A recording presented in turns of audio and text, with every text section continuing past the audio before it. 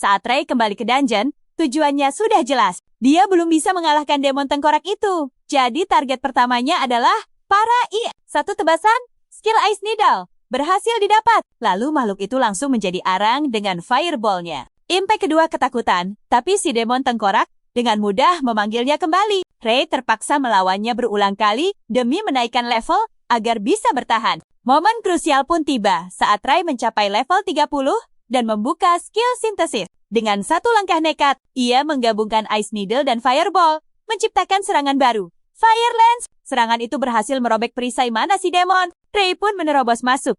Dan hanya dengan satu pukulan, dia berhasil mencuri pertahanan milik si demon. Begitu lawannya tumbang, skill Extreme Body Enhancement juga jadi miliknya. Dan sebuah batu mana hijau besar pun muncul. Level Ray langsung melompat ke 33 dalam sehari. Padahal, dulu dia tak seperti ini. Adiknya, Kurasaki Kai, adalah seorang jenius yang dikenal sebagai Raja Ungu. Di balik bayang-bayang adiknya, ada sang kakak, karakter utama kita Ray, yang tak punya warna sihir sama sekali. Ray hanya bisa menjadi porter di party adiknya, sampai mereka berhadapan dengan bos dungeon, Kronos. Sang dewa, hanya dengan satu gerakan tangan, Kronos melenyapkan seluruh anggota party, termasuk Kai. Terpojok dan putus asa, kekuatan terlarang dalam diri Ray akhirnya bangkit. Skill Drain. Sebagai perlawanan terakhir, dia mencuri kemampuan milik Kronos. Rewind. Kekuatan itu tak hanya memutar waktu, tapi mengirim Ray kembali ke masa lalu. Dia terbangun bertahun-tahun di masa lampau.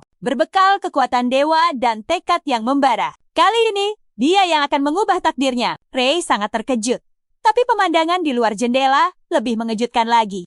Kastil terbalik itu masih berwarna putih, bukan hitam pekat. Rupanya, kastil itu dulunya putih bersih, namun mulai menghitam 7 tahun lalu. Dan saat benar-benar gelap, pintu menuju Kronos pun terbuka. Seketika dia sadar, dialah yang mencuri kemampuan rewind dari Kronos untuk kembali ke masa ini. Dia mengecek ponselnya untuk memastikan tanggal. Dan benar saja, dia kembali 7 tahun ke masa lalu. Karena penasaran, Ray membuka jendela statusnya. Dan yang mengejutkan, skill rewind telah menghilang. Tapi kemampuan skill drain masih ada. Meskipun skill terhebatnya hilang, Ray tetap merasa bersyukur. Selama 10 tahun, yang dia inginkan hanyalah satu skill saja. Jadi ini sudah lebih dari cukup. Tiba-tiba, pengingat di ponselnya berbunyi. Mengingatkannya kalau hari ini adalah hari ujian penyihir. Ray pun bergegas ke markas asosiasi penyihir. Dia melangkah masuk ke markas yang terasa baru. Dan belum sempat menarik napas, dia mendengar seseorang mengejeknya sebagai si tanpa warna. Saat berbalik, ternyata mereka adalah Goto dan bawahan adiknya. Mereka juga orang-orang yang ikut lenyap di ruangan Kronos. Goto dan meremehkan Ray yang lagi-lagi ikut ujian penyihir. Menurut mereka, usahanya sia-sia saja. Karena berapa kali pun mencoba, dia akan tetap menjadi si tanpa warna. Sebenarnya, ini memang bukan kali pertama Ray mengikuti ujian itu. Tapi semangatnya tak pernah padam. Ia terus mencoba ujian itu lagi dan lagi. Tak ada waktu untuk basa-basi.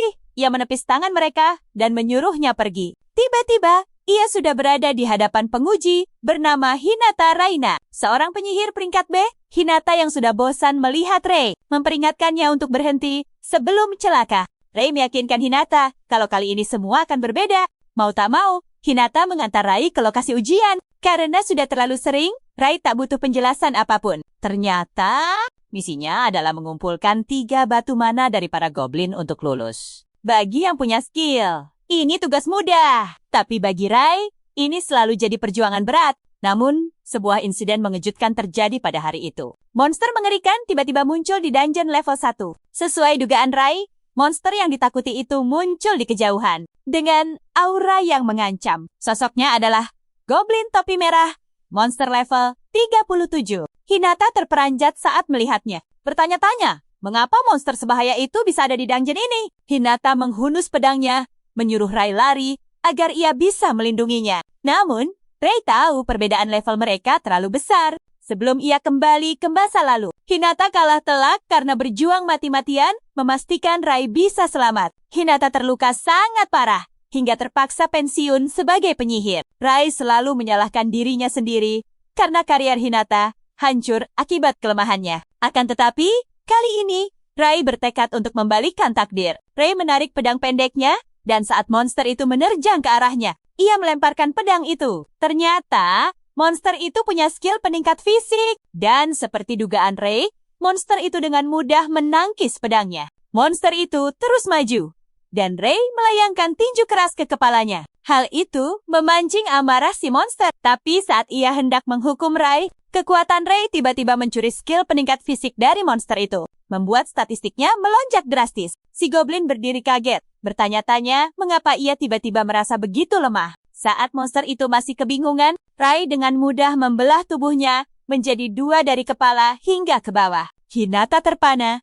Tak percaya, Ray bisa mengalahkan goblin topi merah hanya dalam 1 serangan. Ray, di sisi lain, sangat takjub dengan kemampuannya sendiri, yaitu skill-skill Drain yang begitu mengesankan. Saat ia sedang larut dalam kebahagiaan, Hinata membuyarkannya dan menuntut penjelasan. Sadar akan bahayanya, Ray berbohong dan berkata kalau itu hanyalah sebuah kebetulan. Hinata berteriak agar Ray berhenti berbohong saat ia teringat sesuatu yang penting. Ujian ini seharusnya dibatalkan karena kemunculan monster abnormal. Hinata mengatakan bahwa insiden ini harus dilaporkan ke markas besar. Ray yang khawatir mengingatkan Hinata kalau ia masih harus mengumpulkan 2 batu mana lagi. Tapi Hinata membentaknya, mengatakan bahwa ini bukan situasi yang tepat untuk memikirkan batu mana karena sangat berbahaya. Seolah takdir berpihak padanya. 2 goblin biasa muncul di kejauhan.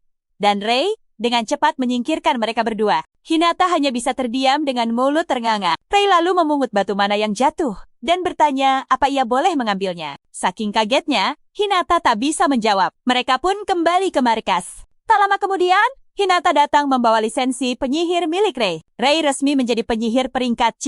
Sambil tersenyum, Ray mengambil lisensinya. Perjuangannya akhirnya membuahkan hasil. Hinata juga menunjukkan rincian dari batu mana yang ia kumpulkan. Ternyata, batu mana adalah sumber energi berharga yang ramah lingkungan. Selain itu, batu tersebut juga bisa dijual ke asosiasi. Ray yakin hadiah dari Monster Red Cap akan sangat besar. Saat melihat rincian bayarannya, matanya terbelalak kaget melihat jumlahnya. Untuk para goblin, ia mendapat 1.000. Tapi Monster Red Cap saja memberinya 3 juta. Hinata mengingatkannya untuk tidak pingsan dulu. Ray masih tak percaya. Ternyata menjadi penyihir bisa menghasilkan banyak uang. Hinata memberitahu kalau ia bisa dapat lebih banyak lagi. Tentu saja Ray penasaran dan langsung bertanya soal dungeon. Setelah berdiskusi, Ray langsung menuju dungeon peringkat C yang sudah disiapkan. Ray tertegun. Dulu, ia takkan pernah bisa masuk dungeon sendirian. Tapi dengan kekuatan barunya, ia yakin bisa mengubah takdir. Namun saat akan melangkah masuk, sebuah skill tangan mana tiba-tiba menangkapnya. Ray menoleh dengan kesal dan terkejut. Ternyata pelakunya adalah Goto dan Oke. Mereka mengejek Ray yang nekat mau masuk dungeon sendirian dan bilang itu melanggar aturan. Dengan wajah datar, Ray berkata ia sudah diizinkan karena lulus ujian penyihir. Keduanya kaget, mengira Ray hanya seorang pembual. Goto lalu mendekat dan menekan kepala Ray dengan tangan mana, menantangnya membuktikan kekuatannya. Sepertinya, tangan mana adalah skill yang memadatkan mana menjadi kekuatan fisik. Meski sudah meningkatkan kekuatan fisiknya, Ray sadar ia tak bisa lepas. Tapi ia bukan tipe yang mudah menyerah dan langsung menanduk Godo dengan marah. Godo terhuyung ke belakang. Di saat yang sama, Ray berhasil mencuri skill tangan mana miliknya. Karena kini Ray juga memilikinya, skill yang menguncinya pun lenyap. Aura biru yang dahsyat memancar dari tubuhnya. Goto dan Oke hanya bisa melongo, tak percaya. Tanpa buang waktu, Ray memakai tangan mana untuk mencengkeram Goto. Memaksanya mengakui kekuatan Ray. Oke, menolak mengaku kalah dan menyerangnya dengan bola api. Ray mengaktifkan skill peningkatannya dan membelah serangan api itu dengan mudah. Oke. Terkejut saat ia masih bingung, sebuah pukulan telak dari Ray membuatnya terlempar. Goto tak percaya, Ray juga bisa menggunakan peningkatan tubuh. Sambil menahan sakit, Oke bertanya, apa Ray kini seorang penyihir 2 elemen? Ray hanya menjawab singkat, bukan. Tepat saat itu, skill Drain miliknya juga mencuri bola api. Oke, menambah elemen ketiga ke daftar kekuatannya. Rahang Oke. Serasa mau copot, ia belum pernah mendengar ada penyihir dengan 3 elemen. Ray menunjukkan bahayanya dengan menembakkan bola api ke arahnya. Membuat lawannya itu ketakutan setengah mati. Ray pun menantang mereka. Masih berani maju? Keduanya langsung pucat, lalu kabur tunggang langgang. Setelah mereka menghilang, Ray sadar. Kalau Kai tahu soal ini, habislah riwayatnya. Selama ini, dia hanyalah pesuruh Kai. Jika Kai tahu kekuatannya bangkit, dia pasti akan datang untuk menghancurkannya. Kai sudah mencapai level 50, salah satu penyihir terkuat di era ini. Tapi, bukan hanya Kai masalahnya. Rai sadar, dungeon mengerikan akan segera terbuka. Dan dia harus bersiap. Rai tahu dia harus menaikkan levelnya secepat mungkin. Dia pun melangkah masuk ke dungeon. Ternyata, level adalah fondasi kekuatan. Dengan naik level, seorang penyihir bisa membuka skill baru dan memperbesar mana. Ini juga meningkatkan jumlah mana yang bisa dikendalikan sekaligus. Saat Rai menjelajah, penyihir api level 38 tiba-tiba menyergapnya. Beberapa bola api mengelilingi penyihir itu. Rai terkejut karena dia hanya bisa membuat satu bola api. Perbedaan level yang jauh membuatnya begitu perkasa. Sang penyihir meluncurkan bola apinya, dan Rai hanya sanggup menahan satu. Rai terpaksa menghindar. Dia sadar, pertarungan frontal mustahil menang. Tapi ada satu hal yang pasti. Setiap selesai menggunakan skill, pasti akan ada celah. Rai tak menyia-nyiakan kesempatan ini. Melesat maju dengan kecepatan penuh. Meski hanya 2 detik, sang penyihir benar-benar tak berdaya. Dalam sekejap, Rai menghantam penyihir itu hingga terpental, sekaligus mencuri skill bola apinya. Penyihir itu tersungkur. Saat mencoba menyerang balik, dia sadar kekuatannya telah lenyap. Rai kemudian memberinya pelajaran dengan meluncurkan 5 bola api. Kekuatan api dahsyat itu melenyapkannya hingga tak bersisa. Begitu penyihir itu sirna, notifikasi kenaikan level pun muncul. Dia sadar, mengalahkan monster level tinggi memberikan pengalaman yang luar biasa. Walaupun melawan monster peringkat atas itu berisiko, Rai tahu kemampuan penyerap skill memberinya keuntungan besar. Rai memeriksa statusnya dan melihat levelnya sudah mencapai 12. Dengan ini, Rai memasang target baru, yaitu level 30. Dia mulai membantai para monster. Dalam sekejap, dia mencapai level 27. Tapi lajunya mulai melambat, karena naik level semakin sulit. Rai sadar, untuk mencapai level 30, dia harus mengalahkan lawan yang jauh lebih kuat. Rai pun menuju bagian terdalam dungeon dan menemukan ruang bos. Inilah yang dia cari. Rai membuka pintu dan melangkah masuk. Di dalam, ada 2 imapul level 30 dan iblis tengkorak level 45. Rai langsung waspada melihatnya. Tapi dia yakin, mencuri jurus mereka adalah kunci kemenangan. Rai melesat ke arah iblis tengkorak, mencoba mendaratkan serangan. Tapi tak disangka, ada perisai mana yang melindunginya, menghalangi kemampuan Rai. Iblis tengkorak itu menyerang Rai dengan brutal. Nyaris saja. Tapi Rai berhasil menghindar. Serangan monster itu makin beringas. Rai sadar, dia butuh strategi jitu untuk menang. Karena belum bisa menyerap kekuatan si tengkorak, ia menjingkah. Para imip, satu imip berhasil, ia tebas. Dan skill jarum esnya langsung dicuri. Lalu ia menghanguskannya dengan bola api. Impi yang lain hanya bisa gemetar ketakutan melihat temannya jadi pajangan api. Berbekal jurus jarum es, Rai menyerang si iblis tengkorak, menghancurkan perisai. Mana miliknya? Tapi, impi yang tadi bangkit lagi berkat kekuatan si iblis. Ini memang merepotkan bagi Rai. Tapi dia malah senang. Mengalahkan Imipe memberinya poin pengalaman yang ia butuhkan. Sekali lagi, ia menaklukkan Imipe itu. Dan levelnya pun naik. Berkat kenaikan level, kendali mana miliknya jadi makin kuat. Bahkan, dia membuka kemampuan baru, sintesis skill. Rai sangat lega. Inilah yang selama ini dia harapkan. Tanpa buang waktu, ia menggabungkan jarum es dan bola api. 2 kekuatan menyatu, menciptakan tombak api yang melesat ke arah iblis tengkorak. Si iblis tengkorak memasang perisai mananya lagi. Tapi tombak api itu melemahkannya. Rai menerobos dengan 1 pukulan. Dengan 1 sentuhan, perisai mana si iblis berhasil dicuri. Tapi Rai tidak berhenti di situ. Ia juga merampas peningkatan tubuh ekstrim, membuat si iblis kebingungan dan tak berdaya. Tanpa ampun, Rai mengakhirinya dengan tombak api yang membakar habis monster itu. Batu mana hijau besar muncul, dan levelnya melonjak dari 28 ke 33. Rai bisa bernapas lega. Monster tangguh itu akhirnya tumbang berkat skill sintesis. Ternyata itu teknik tingkat lanjut untuk menciptakan skill hebat, tersedia di level 30-an. Inilah yang Rai harapkan, dan dia berhasil tepat pada waktunya. Saat Rai sedang menikmati kemenangannya, sistem memberitahu bahwa levelnya telah mencukupi. Jumlah skill yang bisa ia simpan lewat skill drain kini bertambah. Slot skillnya naik dari 3 menjadi 5. Rai tersenyum. Semua akan jadi lebih mudah. Setelah memeriksa semua kemampuannya, dia keluar dari dungeon dan menuju markas untuk menyerahkan batu mana. Hinata sangat terkejut saat tahu Rai mengalahkan iblis tengkorak dan mencapai level 33 dalam sehari. Rai hanya tersenyum canggung dan bilang itu semua keberuntungan. Tapi Hinata menegaskan, Melewati level 30 dalam sehari itu mustahil. Dengan levelnya saat ini, Rai bahkan bisa menjadi penyihir peringkat B. Tiba-tiba, sebuah suara yang familiar terdengar di belakangnya, diiringi dengan aura yang mengerikan. Itu adalah suara kakaknya Kai. Kai tak percaya Rai bisa mencapai peringkat B. Kai bahkan menghinanya, menyebut Rai tak punya warna dan bakat sama sekali. Hinata membela Rai, mengatakan bahwa dia benar-benar mengalahkan Red Cap dan Iblis Tengkorak. Mendengar itu, emosi Kai meledak. Ia langsung menerjang Rai. Sebuah pukulan dahsyat melesat lurus ke dadanya. Dengan santai, Rai menahannya menggunakan monoguard sambil tersenyum dan menyuruhnya berhati-hati. Melihat pukulannya bisa ditahan, Kai akhirnya percaya rumor bahwa saudaranya telah bangkit. Akan tetapi, Kai sama sekali tak terkesan dan menantang Rai untuk menunjukkan seberapa hebat kemampuannya. Hinata menyadari sikap Kai yang sembrono, membuatnya bertanya apakah dia bersiap untuk bertarung. Kai mengklaim takkan ada masalah jika Rai benar-benar peringkat B.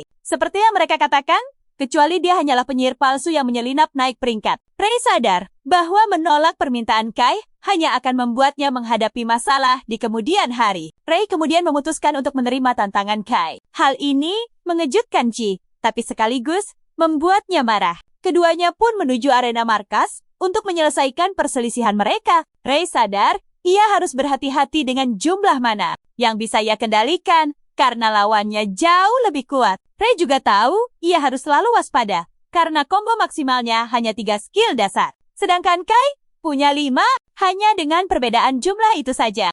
Rai yakin akan kalah jika ia bertarung secara langsung agar adil.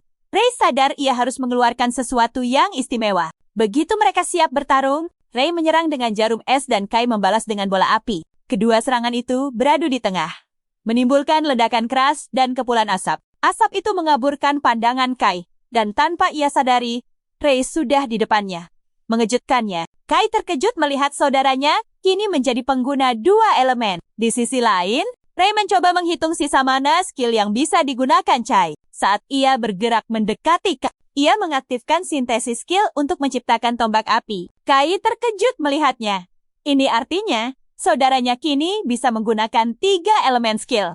Namun, ia sama sekali tidak khawatir. Tepat saat Rai hendak mencapainya, Kai menyambutnya dengan bola api dahsyat yang menghancurkan tombak api Rai sebelum menghempaskannya ke tanah. Wajah Rai memucat ngeri karena tombak apinya yang membutuhkan mana setara 2 skill. Dengan mudah dilenyapkan hanya dengan 1 skill biasa. Kai mengejek saudaranya, mengatakan bahwa dia mungkin bisa menggunakan 3 elemen. Tapi dia tidak sebanding dengannya karena level mereka benar-benar berbeda. Untuk menempatkan Rai pada posisinya, Kai menembakkan bola-bola api ke arahnya. Rai terpaksa berlari menghindar sambil kembali menciptakan tombak api. Dia menembakkan tombak api itu ke arah Kai, tapi Kai membalasnya dengan bola api seperti biasa. Bola api Kai menembus pertahanan dan melesat lurus ke arah Rai yang segera memasang perisai mana. Namun, perisai mana itu tak sebanding dengan kekuatan Kai dan hancur berkeping-keping, membuat Rai terlempar lagi. Dengan posisi Rai yang jatuh di tanah, Kai berjalan menghampirinya, menyuruhnya menundukkan kepala sebagai tanda hormat dan dia akan melupakan segalanya. Dia ingin Rai mengakui bahwa dia tidak ada apa-apanya dibandingkan dirinya. Jauh di lubuk hati, Rai tahu dia tidak bisa menang melawan Chi dengan kekuatan yang sekarang, tapi dia tidak mau menyerah. Karena itu berarti dia akan terus hidup seperti budak. Bertekad untuk bangkit, dia berteriak pada Kai, menegaskan tak akan pernah tunduk padanya. Kai murka melihatnya dan mengancam akan menghabisi Rai. Saat itu juga, tanpa ragu, Kai mengaktifkan skill overlock miliknya. Skill ini menguras mana, namun menggandakan kekuatan sihir yang bisa dikendalikan. Dengan kekuatan overlock, Kai menciptakan rentetan bola api. Dia menyeringai, menyuruh Rai bersiap menyaksikan kekuatan sang raja. Serangan 10 combo. Rasa gentar seketika menyelimuti Rai. Dia tahu betul, itu adalah jurus pamungkas milik Kai. Pada dasarnya, Kai mampu menggunakan mana dalam jumlah luar biasa dibanding orang selevelnya. Akan tetapi, inilah momen yang telah dinanti-nantikan Rai. Dia sudah menduga Chi akan menggunakan jurus itu. Rai melesat maju. Kai meremehkannya, bertanya, apa dia pikir bisa menghindar di udara? Rai mendapati dirinya terkepung oleh bola-bola api. Tapi dia mengaktifkan tangan mana, membuat Kai terkejut karena tak menyangka ada skill lain. Rai tahu, sekuat apapun Kai, dia pasti memiliki jeda waktu skill. Dia berhasil menghindari semua bola api dan mencapai Kei tepat pada waktunya. Kei sedang dalam masa cooldown saat Rai mendaratkan pukulan telak di wajahnya. Pukulan Rai begitu dahsyat hingga Kai terlempar ke ujung arena. Bersamaan dengan itu, Rai berhasil merebut skill overlock milik Kai. Dia tersenyum puas atas hasilnya. Rai mengira pertarungan telah usai, tapi Kai bangkit kembali dengan wajah marah, bersumpah akan menghabisi Rai. Tiba-tiba, Kai mengeluarkan jurus tombak iblis. Rai terbelalak tak percaya. Dia tak menyangka Kai sudah mempelajari jurus itu. Rupanya, itu adalah skill terhebat Kai yang sangat berbahaya. Rai melihat tombak itu melesat lurus ke arahnya, namun dia berhasil menghindar di detik terakhir. Rai harus mengakui, kecepatan tombak itu benar-benar di luar nalar. Akhirnya Rai sadar, dia bisa memukul Kai hanya karena lawannya itu sedang lengah. Tapi sekarang, situasinya berbeda. Kai telah serius sepenuhnya. Rai terpaksa berlari mengelilingi arena. Perbedaan kekuatan mereka kini terlalu jauh. Meski arena sudah hancur lebur, Kai sama sekali belum selesai. Rai mencoba melawan dengan tombak apinya, tapi mudah dipatahkan oleh tombak iblis. Gelombang ledakan menghempaskan Rai hingga menabrak dinding dengan keras. Kai mengejeknya, mengatakan inilah alasan dia dijuluki Raja Ungu. Rai tidak punya pilihan selain mengakui kehebatan tombak iblis milik Kai yang begitu kuat. Kai berdiri di atas Rai, memperingatkannya untuk tidak sombong hanya karena punya beberapa skill. Rai mengakui bahwa dalam kondisinya saat ini, dia bukan tandingan Kai. Tapi tiba-tiba sebuah ide cemerlang muncul. Permainan akan berubah jika dia bisa menemukan potensi skill ungu. Sebelum pertarungan ini, batas sintesisnya hanya 2 warna. Tapi Rai mengubah segalanya dengan mengaktifkan skill overlock. Kai terperangah melihat adiknya menggunakan skill curian itu seolah miliknya sendiri. Berkat overlock, kapasitas mananya meningkat drastis. Dan dia membuka kunci sintesis skill. Rai tersenyum lebar, menyadari dia telah menemukan kartu as kemenangannya. Tapi Kai justru cemas. Tak tahu rencana mengerikan apa yang sedang disiapkan oleh adiknya. Rai melakukan hal yang tak terduga. Menggabungkan 3 warna sihir sekaligus. Sihir merah, biru, dan kuning disatukan dalam sekejap. Menciptakan mana berwarna hitam pekat. Kai hanya bisa ternganga tak percaya. Padahal, dunia sihir hanya mengenal 3 warna dasar. Semua orang bilang, Rai tak punya bakat sihir. Tapi mereka semua salah besar. Karena Rai adalah eksistensi langka, seorang penyihir kegelapan yang legendaris. Dengan perpaduan 3 elemen itu, Rai menciptakan api jurang neraka yang mengerikan. Rasa takut menyelimuti Kai. Dia panik dan melempar tombak iblisnya ke arah Rai. Rai dengan tenang melemparkan bola apinya, menghancurkan tombak itu seketika. Setelah serangannya gagal, Rai berlari maju sambil menyiapkan bola api kedua. Kasong menolak untuk menyerah. Dia memanggil tombak iblis raksasa lainnya. Kai melempar tombaknya, dan Rai menyambutnya dengan bola api dahsyat. Bola api milik Rai melahap habis tombak iblis itu, menyebabkan ledakan besar yang membuat Kai tak sadarkan diri. Rai sendiri tak percaya. Dia jatuh berlutut, akhirnya bisa mengalahkan Kai. Notifikasi sistem pun muncul, memberitahunya bahwa dia telah memperoleh api jurang neraka. Semua berkat skill sintesis miliknya. Tak lama, Hinata menghampiri Rai dengan wajah syok, menanyakan sihir apa yang baru saja ia gunakan. Rai sudah menduga ini akan terjadi. Dia sadar tak bisa selamanya menyembunyikan kekuatannya. Rai bersikap santai sambil memamerkan sihirnya dan berkata itu adalah sihir hitam. Hinata terkejut karena Rai adalah pengguna sihir hitam pertama. Rai lalu bertanya apakah dia wajib melaporkan sihirnya ke asosiasi karena dia ingin merahasiakannya untuk saat ini. Hinata kaget mendengarnya. Dia bilang Rai melewatkan kesempatan emas. Rai bingung, kesempatan apa yang dia lewatkan? Hinata mengingatkan, penyihir terkuat di setiap warna akan mendapat gelar raja. Artinya,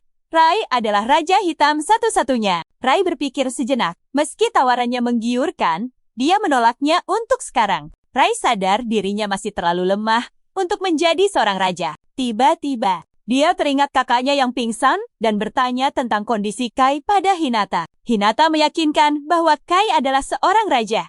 Dia pasti akan segera pulih. Tetap saja, Hinata akan membawanya ke ruang medis. Mendadak, notifikasi darurat muncul di ponsel mereka. Saat Rai memeriksanya, sebuah dungeon level 70 muncul di Ikabukuropar. Hinata sangat terkejut melihat berita itu. Tapi Rai sudah menduganya dari kehidupan lalunya. Dungeon level 70 muncul saat para raja masih di level 50. Di minggu pertama, Para raja akhirnya sadar betapa lemahnya mereka. Karena itulah, mereka meninggalkan dungeon Ikabukuro. Tanpa mereka tahu, itu adalah awal dari sebuah tragedi besar. Ternyata, dungeon itu mengalami dungeon collapse. Jika tak ditaklukkan tepat waktu, para monster akan keluar. Dungeon Ikabukuro, titik awal dari semua malapetaka. Kemunculan para monster membawa tragedi kelam yang menyelimuti seluruh kota Tokyo. Banyak sekali yang menjadi korban akibat serbuan monster mengerikan itu. Namun, Rei bertekad untuk mengubah takdir kelam itu. Apapun risikonya,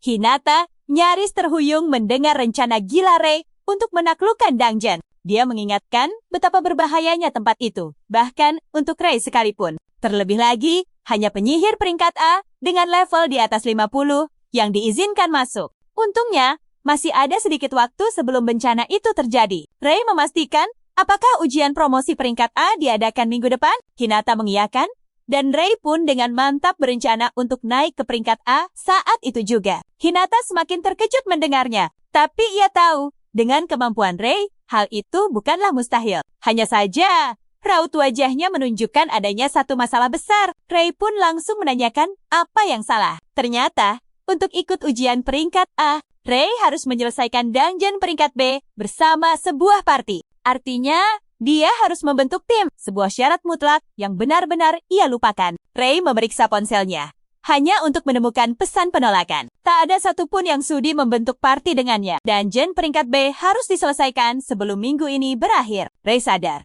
dia dalam posisi sulit karena mustahil menyelesaikannya sendirian. Dia memutar otak, mencari jalan keluar dari situasi yang menjepitnya. Tiba-tiba, ia mendengar sekelompok penyihir merundung rekan mereka yang lemah. Pemandangan itu mengingatkan Rei pada masa lalunya yang kelam, saat ia juga diperlakukan seperti sampah. Gadis malang itu bernama Ichinoa. Rekan-rekannya tanpa ragu menyebutnya sebagai beban. Mendengar nama itu, Rei teringat sesuatu yang sangat krusial. Ternyata, di masa depan, gadis itu akan dikenal sebagai Raja Merah yang legendaris. Namun saat ini, ia hanyalah seorang penyihir lemah yang tak dianggap. Rei sungguh kecewa melihat perlakuan buruk yang diterima oleh calon legenda itu. A terdengar memohon pada timnya. Dia tak boleh dikeluarkan, karena harus membiayai pengobatan adiknya. Dia berjanji akan berusaha lebih keras di dungeon berikutnya. Sang ketua memberinya satu kesempatan terakhir dalam penyerbuan hari ini. Jika dia gagal lagi, maka dia akan langsung ditendang. Dengan gugup, A menyetujuinya. A dan timnya pun berangkat menuju dungeon. Namun, firasat Rei mengatakan sesuatu yang sangat buruk akan segera terjadi. Rei tahu, sebelum A menjadi Raja Merah, ia harus melewati banyak sekali penderitaan. Dan Rei ingat dengan jelas, sebuah insiden besar yang menimpanya terjadi sekitar waktu ini. Dalam insiden itu, dia terluka sangat parah saat melawan bos, hingga membuatnya koma selama bertahun-tahun. Seketika, Rei sadar, insiden tragis itu mungkin akan terjadi hari ini juga. Meski belum yakin, Rei bisa melihat gelagat aneh dari A. Untuk mencegah takdir buruk itu menimpanya, Rei memutuskan ia harus turun tangan. Sementara itu, tim A telah berhadapan dengan bos dungeon, Dahan, monster level 45. Tiba-tiba, ketua party melakukan hal yang tak terduga. Dia mendorongnya ke arah monster untuk dijadikan umpan. Ya, diperintahkan untuk melawan monster itu sendirian. Ia panik dan bilang kalau dia takkan sanggup melawannya seorang diri. Sang ketua mengancam akan mengeluarkannya jika dia tidak bisa mengalahkan monster bos itu. Ia benar-benar terpojok oleh permintaan itu. Tapi demi adiknya, dia merasa tidak punya pilihan lain. Anggota party lain hanya menonton saat ia berjalan ke arah bos dan melemparkan bola api. Bola api ya mengenai sasarannya. Tapi monster itu tidak bergeming sedikit pun. Ia panik saat menyadari serangannya sama sekali tidak berguna. Tiba-tiba, Doahan melompat ke arahnya, siap menebas dengan pedang besarnya. Pedang itu menghantam tepat di depannya. Hantaman itu menciptakan gelombang besar yang menghancurkan tanah dan membuatnya terlempar tak berdaya. Saat monster itu akan menghabisinya, Rei muncul di saat yang tepat. Dengan kekuatan fisiknya yang luar biasa, dia menahan serangan monster itu. Ia terkejut melihat seorang penyelamat muncul di hadapannya, mencegah takdir buruknya. Rei mengerahkan seluruh kekuatannya untuk menahan serangan itu dan mendorong mundur sang monster. Ia hanya bisa ternganga kagum, sementara Rei memastikan keadaannya baik-baik saja. Anggota party ya kesal, karena ada orang asing yang merusak rencana mereka. Mereka tahu Doahan adalah monster yang mengerikan dengan bobot luar biasa. Tapi Rei mendorongnya seolah monster itu bukan apa-apa. Saat itu, Doahan bangkit kembali dan mengeluarkan raungan yang menggema ke seluruh ruangan. Rai tidak kaget, monster itu masih bertahan, karena zirah dulahan itu jelas dilapisi skill penguat yang membuat serangan biasa jadi sia-sia. Karena sudah begini, Rai memutuskan untuk mencuri dan menonaktifkan skill itu. Rai mengambil risiko dan melesat untuk menyentuh sang monster. Dia berhasil menyentuhnya dan mengaktifkan skill drain, tapi anehnya, skill itu tidak mau aktif. Rai terpaksa melompat mundur sebelum tertebas menjadi dua. Rai kembali ke tempatnya, dan gadis itu bertanya apakah dia baik-baik saja. Rai meyakinkannya kalau dia aman berkat pedangnya yang berhasil menahan serangan. Rai akhirnya sadar kalau zirah dulahan adalah bagian luarnya. Untuk membuat skill drain bekerja, dia harus menyentuh bagian dalam tubuh monster itu. Tepat pada saat itu, Doahan menghantamkan pedangnya ke tanah, melepaskan ledakan energi yang dahsyat. Rai langsung memasang perisai mana dan menyuruhnya berlindung di belakangnya. Perisai mana Rai berhasil menahan serangan yang datang. Tapi gelombang serangannya membuat anggota parti lain terpental seperti kertas. Hanya ketua parti yang masih berdiri dan dengan marah meluncurkan tombak es ke arah monster. Ajaibnya, Doahan menahan serangan itu dan membalas dengan serangan balik yang tak bisa dihindari. Wanita itu pun terlempar keras ke dinding. Karena tombak es tidak mempan, Rai sadar dia butuh skill yang bisa melampaui skill penguat monster itu. Rai memutuskan memakai api jurangnya, dan tanpa ragu menciptakan bola api hitam yang membuat dia terkejut. Rai melemparkan api hitam itu ke arah monster, dan Dahan juga menembakkan gelombang energinya ke arah Rai. Dua serangan dahsyat beradu. Namun, api milik Rai jauh lebih unggul, melahap habis energi Doahan. Api hitam langsung menyelimuti Doahan tanpa ampun. Dengan manahan, Rai mengunci pergerakannya, memastikan monster itu tak bisa lolos. Bahkan, skill pelindung terkuatnya pun tak berdaya. Dan, dalam sekejap, monster itu musnah menjadi abu oleh kekuatan api hitam. Doahan pun lenyap, meninggalkan sebuah batu mana hijau yang besar. Namun, tatapannya terpaku pada kekuatan Rai yang luar biasa. Dia tak percaya monster itu bisa tumbang hanya dengan satu serangan. Dengan gugup, ia berterima kasih karena telah diselamatkan. Sambil tersenyum, Rai bilang, ia lega ya baik-baik saja. Dalam hatinya, ia benar-benar bersyukur bisa menolong ya dari bahaya. Tiba-tiba, ketua partia yang menyebalkan itu bangkit dengan wajah kesal. Dia sadar bahwa Rai bukanlah orang biasa, tapi keserakahannya lebih besar. Ia mengincar hadiah dari monster itu. Ia pun mendekati Rai dengan angkuh. Serahkan batu mana itu. Kami yang mendaftar untuk dungeon ini. Ia terkejut mendengarnya. Dia pun mengingatkan kalau Rai baru saja menyelamatkan nyawa mereka semua. Rai dengan tenang berkata, ia akan memberikannya, tapi dengan satu syarat. Aku ingin ya bergabung dengan partiku. Sontak ketua parti dan ia sendiri terperangah. Rai lalu menatap ya. Pilihan ada di tanganmu. Aku tidak memaksa. Ketua parti itu tertawa terbahak-bahak. Tentu saja aku setuju. Dia menepuk bahu ya, seolah meminta persetujuannya. Ia pun dengan mantap menjawab. Mulai sekarang, mohon bimbingannya. Ketua parti itu pergi sambil mengambil batu mana. Bergumam kalau dia berhasil menukar anggota tak berguna. Dia tidak tahu. Tapi Rai sadar, ia adalah permata yang sesungguhnya. Setelah mereka pergi, ia kembali berterima kasih. Rai justru meminta maaf karena membuatnya keluar dari partinya. Tapi, di sisi lain, ia merasa rendah diri dan takut hanya akan menjadi beban bagi Rai. Rai meyakinkannya, jangan khawatir. Kau akan jadi jauh lebih kuat dari mereka yang meninggalkanmu. Ia terkejut mendengarnya. Karena dia tidak pernah membayangkan dirinya bisa menjadi kuat. Ri lalu mengaku bahwa dia tak sengaja mendengar percakapan. Ya, dengan mantan partinya di markas. Karena itu, kata Rai, biarkan aku menjadi pendukungmu. Mendengar itu, ia merasa lega dan setuju untuk berada dalam bimbingannya. Rai tersenyum puas. Dia berhasil mendapatkan harta karun terpandang. Keesokan harinya, mereka bersiap menaklukkan dungeon peringkat B. Apa kita bisa ikut ujian peringkat A setelah ini? Tanya ya. Rai mengiyakan. Bukan hanya itu. Rai membisikkan rahasia. Ada sesuatu di dalam sana yang akan membuatmu lebih kuat. Ia langsung penasaran. Kekuatan itu bisa membantunya membayar tagihan medis adiknya. Dengan semangat membara, ia menunjukkan antusiasmenya pada Rai untuk menaklukkan dungeon. Keduanya pun melangkah ke dungeon peringkat B, sebuah gua kristal yang menakjubkan. Monster pertama yang menghadang adalah gerombolan serigala hitam, yang langsung membuatnya ketakutan.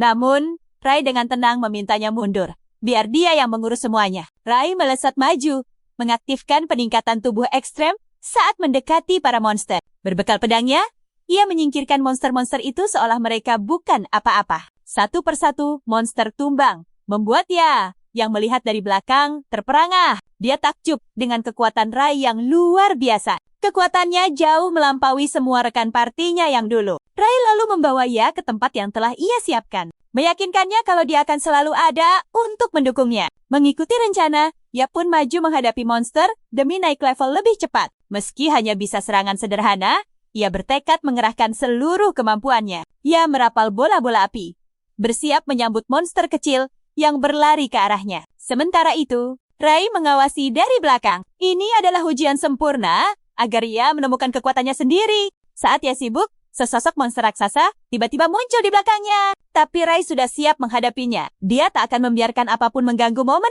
Ya berhasil mengatasi para monster. Tapi anehnya, mereka terus berdatangan seolah tak ada habisnya. Keadaan memburuk saat lengan kirinya terluka. Mananya akan segera terkuras habis jika ini terus berlanjut. Saat ia mulai merasa putus asa dengan nasibnya, ia melihat Rai sedang melawan monster yang lebih kuat, hanya untuk meringankan bebannya. Momen itu menyadarkannya. Dia harus berhenti mengeluh dan mulai berjuang. Ia siap menjawab tantangan dari Rai. Ia menyalurkan semua emosinya untuk menciptakan sebuah bola api. Bola api itu melesat, dan berkat kekuatan perasaannya, ukurannya membesar, lalu melahap habis para monster. Ia terkejut melihat bola apinya yang terus membesar. Tapi mananya sama sekali tidak berkurang. Di sisi lain, Rai tersenyum puas. Ia akhirnya memahami kekuatannya yang cocok untuk pertarungan ketahanan. Cadangan mana miliknya adalah senjata terhebat, dan ia baru saja menyadarinya. Ia terpana saat menyadari dirinya telah membuka skill baru Blast Furnace. Tak lama kemudian, mereka pun tiba di ruangan bos. Di sana,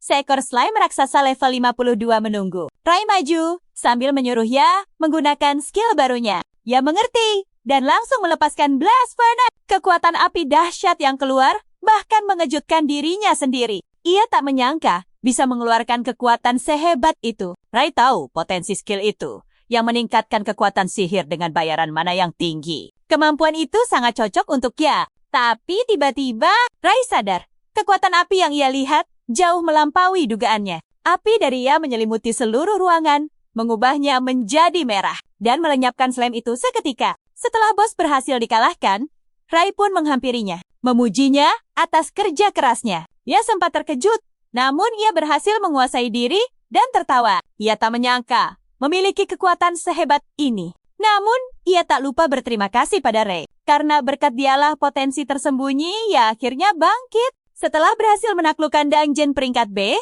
mereka berdua kembali ke permukaan. Ia berkata bahwa mereka telah memenuhi syarat untuk mengikuti ujian peringkat A. Yang tersisa hanyalah mengikuti ujian itu sendiri. Rai tersenyum padanya. Membenarkan hal itu, jauh di dalam hatinya, ia harus lulus ujian ini demi rencananya. Pada hari ujian peringkat A, mereka menuju ke asosiasi. Hinata menjelaskan bahwa kemampuan tempur mereka akan diukur, lalu dipasangkan untuk pertarungan uji coba. Rai sudah siap untuk lulus ujian ini dan menjadi penyihir peringkat A demi langkah selanjutnya. Ia juga sangat bersemangat dan menyemangati Rai untuk melakukan yang terbaik. Tiba-tiba, mereka bertemu dengan anggota parti lama dan pemimpin mereka yang menyebalkan. Isoyama, mereka meremehkan tapi Rai langsung maju membelanya. Ia berkata bahwa ia tidak akan kalah dari orang-orang lemah seperti mereka. Ishiyama mencibir dan mengejek Rai, mengatakan ia punya anggota parti yang jauh lebih baik dari ia yang tak berguna. Tepat pada saat itu, anggota parti yang dimaksud muncul, seorang wanita bernama Ao Yuri. Nama itu seketika membuat Rai waspada. Ia pernah mendengarnya di kehidupan masa lalunya. Kabarnya, Yuri sangat kuat hingga pernah menaklukkan dungeon berbahaya seorang diri dengan mudah. Sejak saat itulah namanya menjadi terkenal. Dan melihat keadaannya sekarang, Rai langsung sadar bahwa Yuri mungkin sudah menjadi penyihir peringkat A. Yuri berjalan mendekati Rai dan berkata, "Kamu terlihat menarik." Perkataan itu membuat Rai terkejut, membuatnya menatap Yuri dengan aneh. Ia khawatir melihat sikap Rai dan memanggil namanya. Mendengar nama itu, Yuri langsung sadar bahwa dia adalah kakak dari Kai. Terlebih lagi, ia tahu bahwa Kai telah dikalahkan oleh Rai. Kabar ini mengejutkan Rai.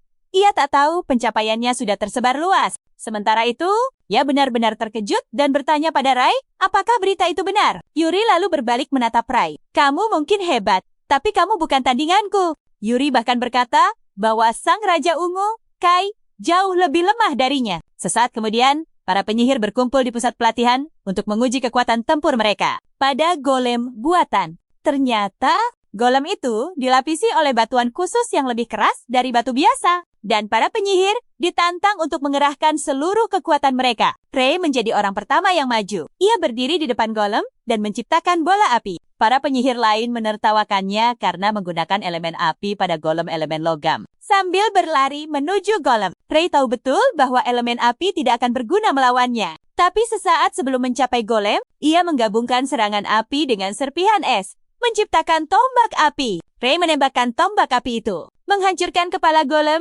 hingga berkeping-keping dalam kepulan asap. Pengawas memeriksa golem itu, dan saat tak ada respons, ia menyatakan golem itu telah dikalahkan. Para penyihir yang tadinya meremehkan Ray, kini terdiam tak percaya.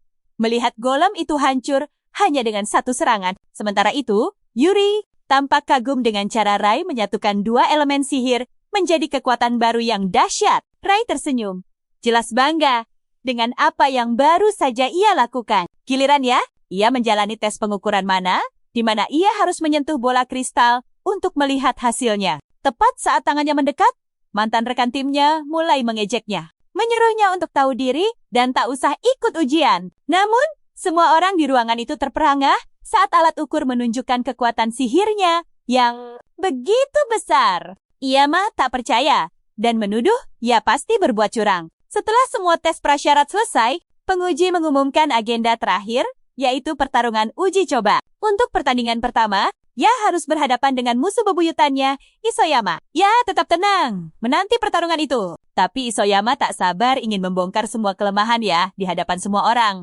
Pertarungan pun dimulai. Isoyama langsung menembakkan puluhan jarum es ke arah Ya. Tapi serangan itu dengan mudah dipatahkan oleh bola api raksasa yang serpihannya nyaris mengenai Isoyama sendiri. Isoyama terkejut luar biasa. Saat melihat kekuatan sihir Ya yang begitu dahsyat, Isoyama masih tertegun. Tapi ya, bahkan belum memulai pertarungan sesungguhnya, Ya menciptakan bola api lain dan melemparkannya ke arah Isoyama. Merasakan kekuatan yang mengerikan, Isoyama segera memasang perisai mana, berharap itu bisa menolongnya. Sebelum serangan itu tiba, ia masih sempat mengejek Ya, karena rencana serangannya yang terlalu sederhana. Rencananya adalah menahan serangan Ya, lalu melancarkan serangan balasan untuk menjatuhkannya. Tiba-tiba, ia menyadari sesuatu yang gila. Serangan Ya sepertinya tak akan pernah berhenti. Ya terus-menerus menghujani perisai mana Isoyama dengan bola api. Dan karena serangan beruntun itu, perisai mana itu akhirnya hancur berkeping-keping, menampakkan wajah ketakutan Isoyama. Isoyama mencoba kabur seperti biasa. Tapi, sebuah puing dari serangan, ia berhasil mengenainya. Puing itu menghantam bagian belakang kepalanya. Dan saat ia tersungkur ke tanah, seluruh raganya menolak untuk percaya bahwa Ya kini telah melampaui kekuatannya. Ia pun jatuh. Penguji segera menghentikan pertarungan dan menyatakan Ya sebagai pemenangnya. Wajah Ya berseri-seri saat kembali. Ray memujinya. Ya tersenyum dan mendoakan Ray beruntung dalam pertarungannya melawan Yuri. Yuri tetap tenang saat memanggil Ray untuk maju ke arena pertarungan mereka. Saat mereka berhadapan di tengah arena, Yuri bertanya pada Ray, apakah ada alasan khusus mengapa ia mengikuti ujian ini? Retardium. Yuri berkata bahwa Ray terlihat jauh lebih siap dibandingkan peserta lainnya. Ray lalu menjawab bahwa ada sesuatu yang harus ia lakukan, apapun risikonya. Karena itu, ia tak akan membiarkan Yuri menghentikan langkahnya. Yuri tersenyum mendengar jawaban itu, lalu melepaskan aura yang dahsyat, mengingatkan Ray bahwa lawannya sangat kuat. Ray meyakinkannya bahwa ia tahu itu, tapi ia tetap sangat yakin bahwa dirinya lah yang akan menang.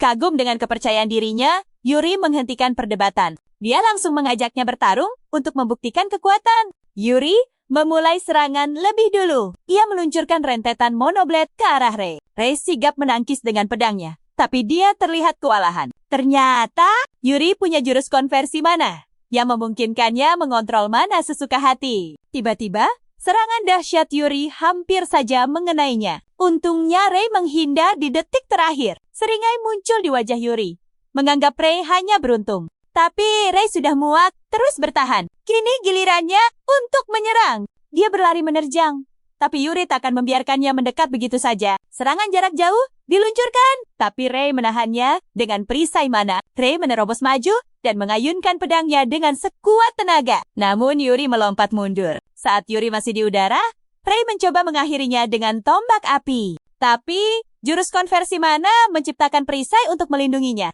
Perisainya berhasil menahan serangan tombak api itu, dan dia mengakui usaha Ray. Di sisi lain, Ray mulai cemas. Pertahanan Yuri terlihat sangat sempurna. Tak diragukan lagi, gadis ini sangat kuat. Yuri kembali bergerak, menembakkan beberapa sinar energi. Ray terpaksa berlari menghindar di sekitar arena. Ray mengakui serangan Yuri sangat merepotkan. Sementara Yuri mengejeknya, berkata lari saja tidak akan membuatnya menang. Ray berbalik menghadapnya, dan Yuri langsung mengunci target, yakin pertarungan ini berakhir. Tapi, Ray punya rencana lain. Tepat saat serangan itu akan mengenainya. Dia mengaktifkan peningkat fisik dan menebas semua serangan Yuri, membuatnya terkejut. Namun, Yuri belum selesai dengannya. Yuri mengaku baru pertama kali melihat seseorang yang bisa menggunakan 3 warna aura. Tapi dia mengejutkan Ray dengan berkata kalau dia juga bisa melakukannya. Yuri mengaktifkan kemampuannya dan memunculkan sebuah sabit raksasa. Tiba-tiba, dia menghilang dari hadapan Ray dan muncul kembali tepat di belakangnya. Serangan itu nyaris mengenai Ray, tapi ia berhasil menangkisnya di saat yang tepat. Ray terpental mundur akibat serangan dahsyat itu. Dengan kecepatan Yuri yang luar biasa, Ray kembali terdesak dan dipaksa bertahan. Ray tak percaya dengan kekuatan luar biasa yang dimiliki gadis itu. Karena itu, dia mengambil langkah nekat. Dia membiarkan Yuri mendekat, lalu mencengkeram tangannya. Yuri hanya tersenyum meremehkan, mengira tindakan itu sia-sia. Tapi tiba-tiba, dia merasakan ada yang aneh pada tubuhnya. Tanpa disadari, Ray telah menyerap kemampuan peningkat fisiknya. Dia mundur terhuyung-huyung, menyadari kekuatannya menghilang. Dengan celah sempurna itu, Ray melancarkan pukulan telak ke arahnya. Yuri terbatuk kesakitan saat dia jatuh tersungkur. Dia tak menyangka Ray menyembunyikan kekuatan sejatinya selama ini. Dengan Yuri yang tak bisa melawan, Ray dinyatakan sebagai pemenang duel. Beberapa saat kemudian, Yuri terbangun di rumah sakit, melihat Ray dan Ya di sampingnya. Keduanya lega melihat Yuri telah sadar, yang langsung mengakui kekalahannya. Ia tak menyangka Ray memiliki kekuatan sebesar itu. Yuri pun bertanya alasan Ray menemuinya. Dengan hormat, Ray menunduk dan mengajaknya bergabung ke dalam partainya. Yuri terkejut, tapi Ray menjelaskan kalau Yuri juga mendapat promosi peringkat setelah pertarungan mereka. Ray mengaku butuh kekuatan Yuri untuk menaklukkan dungeon sulit. Belum selesai Ray bicara, tawa Yuri tiba-tiba pecah. Menurutnya, pemuda di hadapannya ini sangat menarik. Tanpa berlama-lama, Yuri pun setuju untuk mengikuti Ray. Ray senang mendengarnya, dan mereka berjabat tangan untuk meresmikan kesepakatan. Tiba-tiba, tanah di sekitar mereka bergetar hebat. Ray langsung cemas, tak tahu apa yang sedang terjadi. Di tempat lain, tanpa sepengetahuannya, Kronos sedang berusaha kabur dari penjaranya. Ia hanya butuh sedikit kekuatan lagi untuk bebas. Saat guncangan berhenti,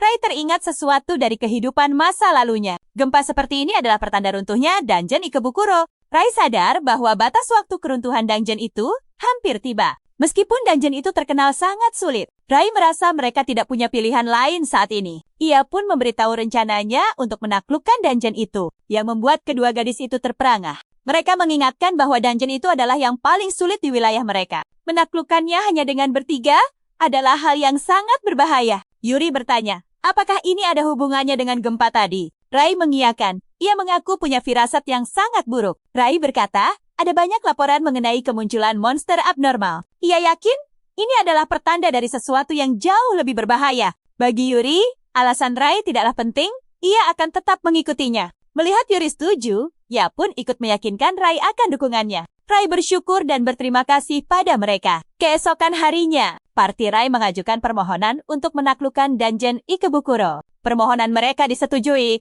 dan ketiganya langsung menuju pintu masuk dungeon. Yuri dengan semangat membara terlihat sangat antusias. Ia sempat berharap mereka punya lebih banyak anggota untuk membantu. Tapi, Ray menjelaskan, asosiasi membatasi jumlah penyihir peringkat A yang bisa dikerahkan. Lalu ia bergumam, andai saja orang yang bernama Oawa ada bersama mereka sebelum kembali ke masa lalu. Okawa dikenal sebagai salah satu yang terkuat di Jepang. Ray cemas Kronos akan muncul jika dungeon itu runtuh, dan ia bertekad mencegahnya. Sebelum masuk, para gadis meminta Ray untuk memanggil nama mereka saja. Tak ingin membuang waktu, Ray langsung menyetujuinya. Mereka bertiga pun melangkah masuk ke dalam dungeon. Di dalam, mereka langsung disambut iblis tengkorak level 71. Ray kaget. monster sekelas bos muncul di pintu masuk. Padahal monster itu biasanya adalah bos di dungeon level rendah. Tanpa rasa takut sedikit pun, mereka bertiga langsung menyerbu iblis itu, yang segera memasang perisai mana. Rai tahu, target pertama mereka adalah menghancurkan perisai itu, dan ia langsung menembakkan tombak api. Namun, satu serangan tombak api itu terlalu lemah untuk menghancurkan pelindungnya.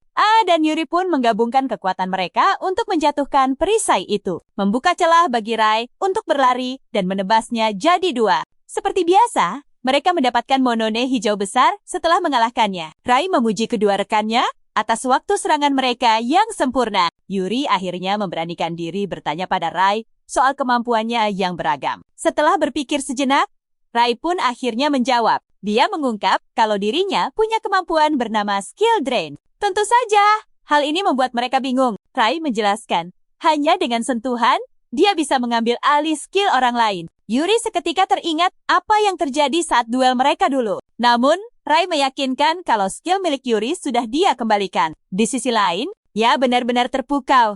Karena tak menyangka Rai punya kemampuan sekuat itu. Dia akhirnya paham kenapa Rai begitu percaya diri mengajak mereka ke penjara bawah tanah ini. Ia yakin, selama Rai bersama mereka, semuanya akan baik-baik saja. Dia pun bertekad untuk tidak menjadi beban bagi timnya. Dengan semangat baru, tim mereka terus maju lebih dalam. Tak lama kemudian, mereka tiba di ruangan sang bos. Ia menyadari getaran di tanah terasa semakin hebat. Dia pun bertanya-tanya, apakah mereka benar-benar sanggup melawan monster bos? Rai meyakinkan ya kalau level mereka sudah meningkat selama perjalanan menuju ruangan ini. Karena itu, dia percaya mereka pasti bisa melakukannya. Setuju dengan analisis itu. Dan dia siap membuktikan kalau dirinya bukan penghambat tim. Tiba-tiba, sesuatu muncul dari belakang dan langsung menyergap ya.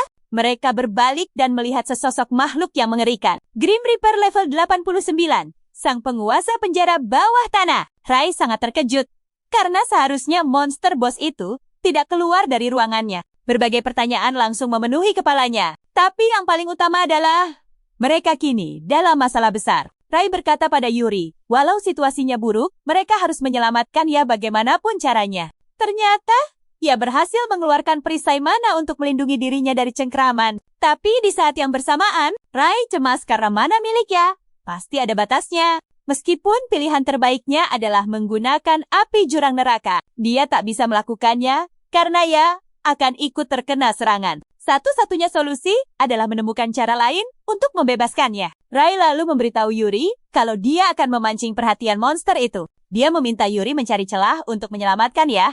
Dengan rencana itu, mereka berdua pun maju. Rai menempatkan dirinya tepat di depan monster dan nyaris terkena serangan tentakel. Kekuatan serangan itu sampai menghancurkan lantai, membuat Rai terkejut. Dia langsung sadar kalau satu serangan saja bisa berakibat fatal. Tepat saat dia mengira situasi sudah aman, sebuah tentakel lain muncul dari arah belakang. Ia berteriak panik, mengira kalau ini adalah akhir bagi Rai. Beruntung, Rai berhasil keluar dari situasi genting itu menggunakan tangan mana dan bisa bernapas lega. Sementara kekacauan itu terjadi, Yuri telah mendapatkan kesempatan untuk mendekati sang monster. Yuri mengayunkan sabitnya, melancarkan serangan pamungkas. Tapi, serangannya mental. Saat itulah mereka sadar.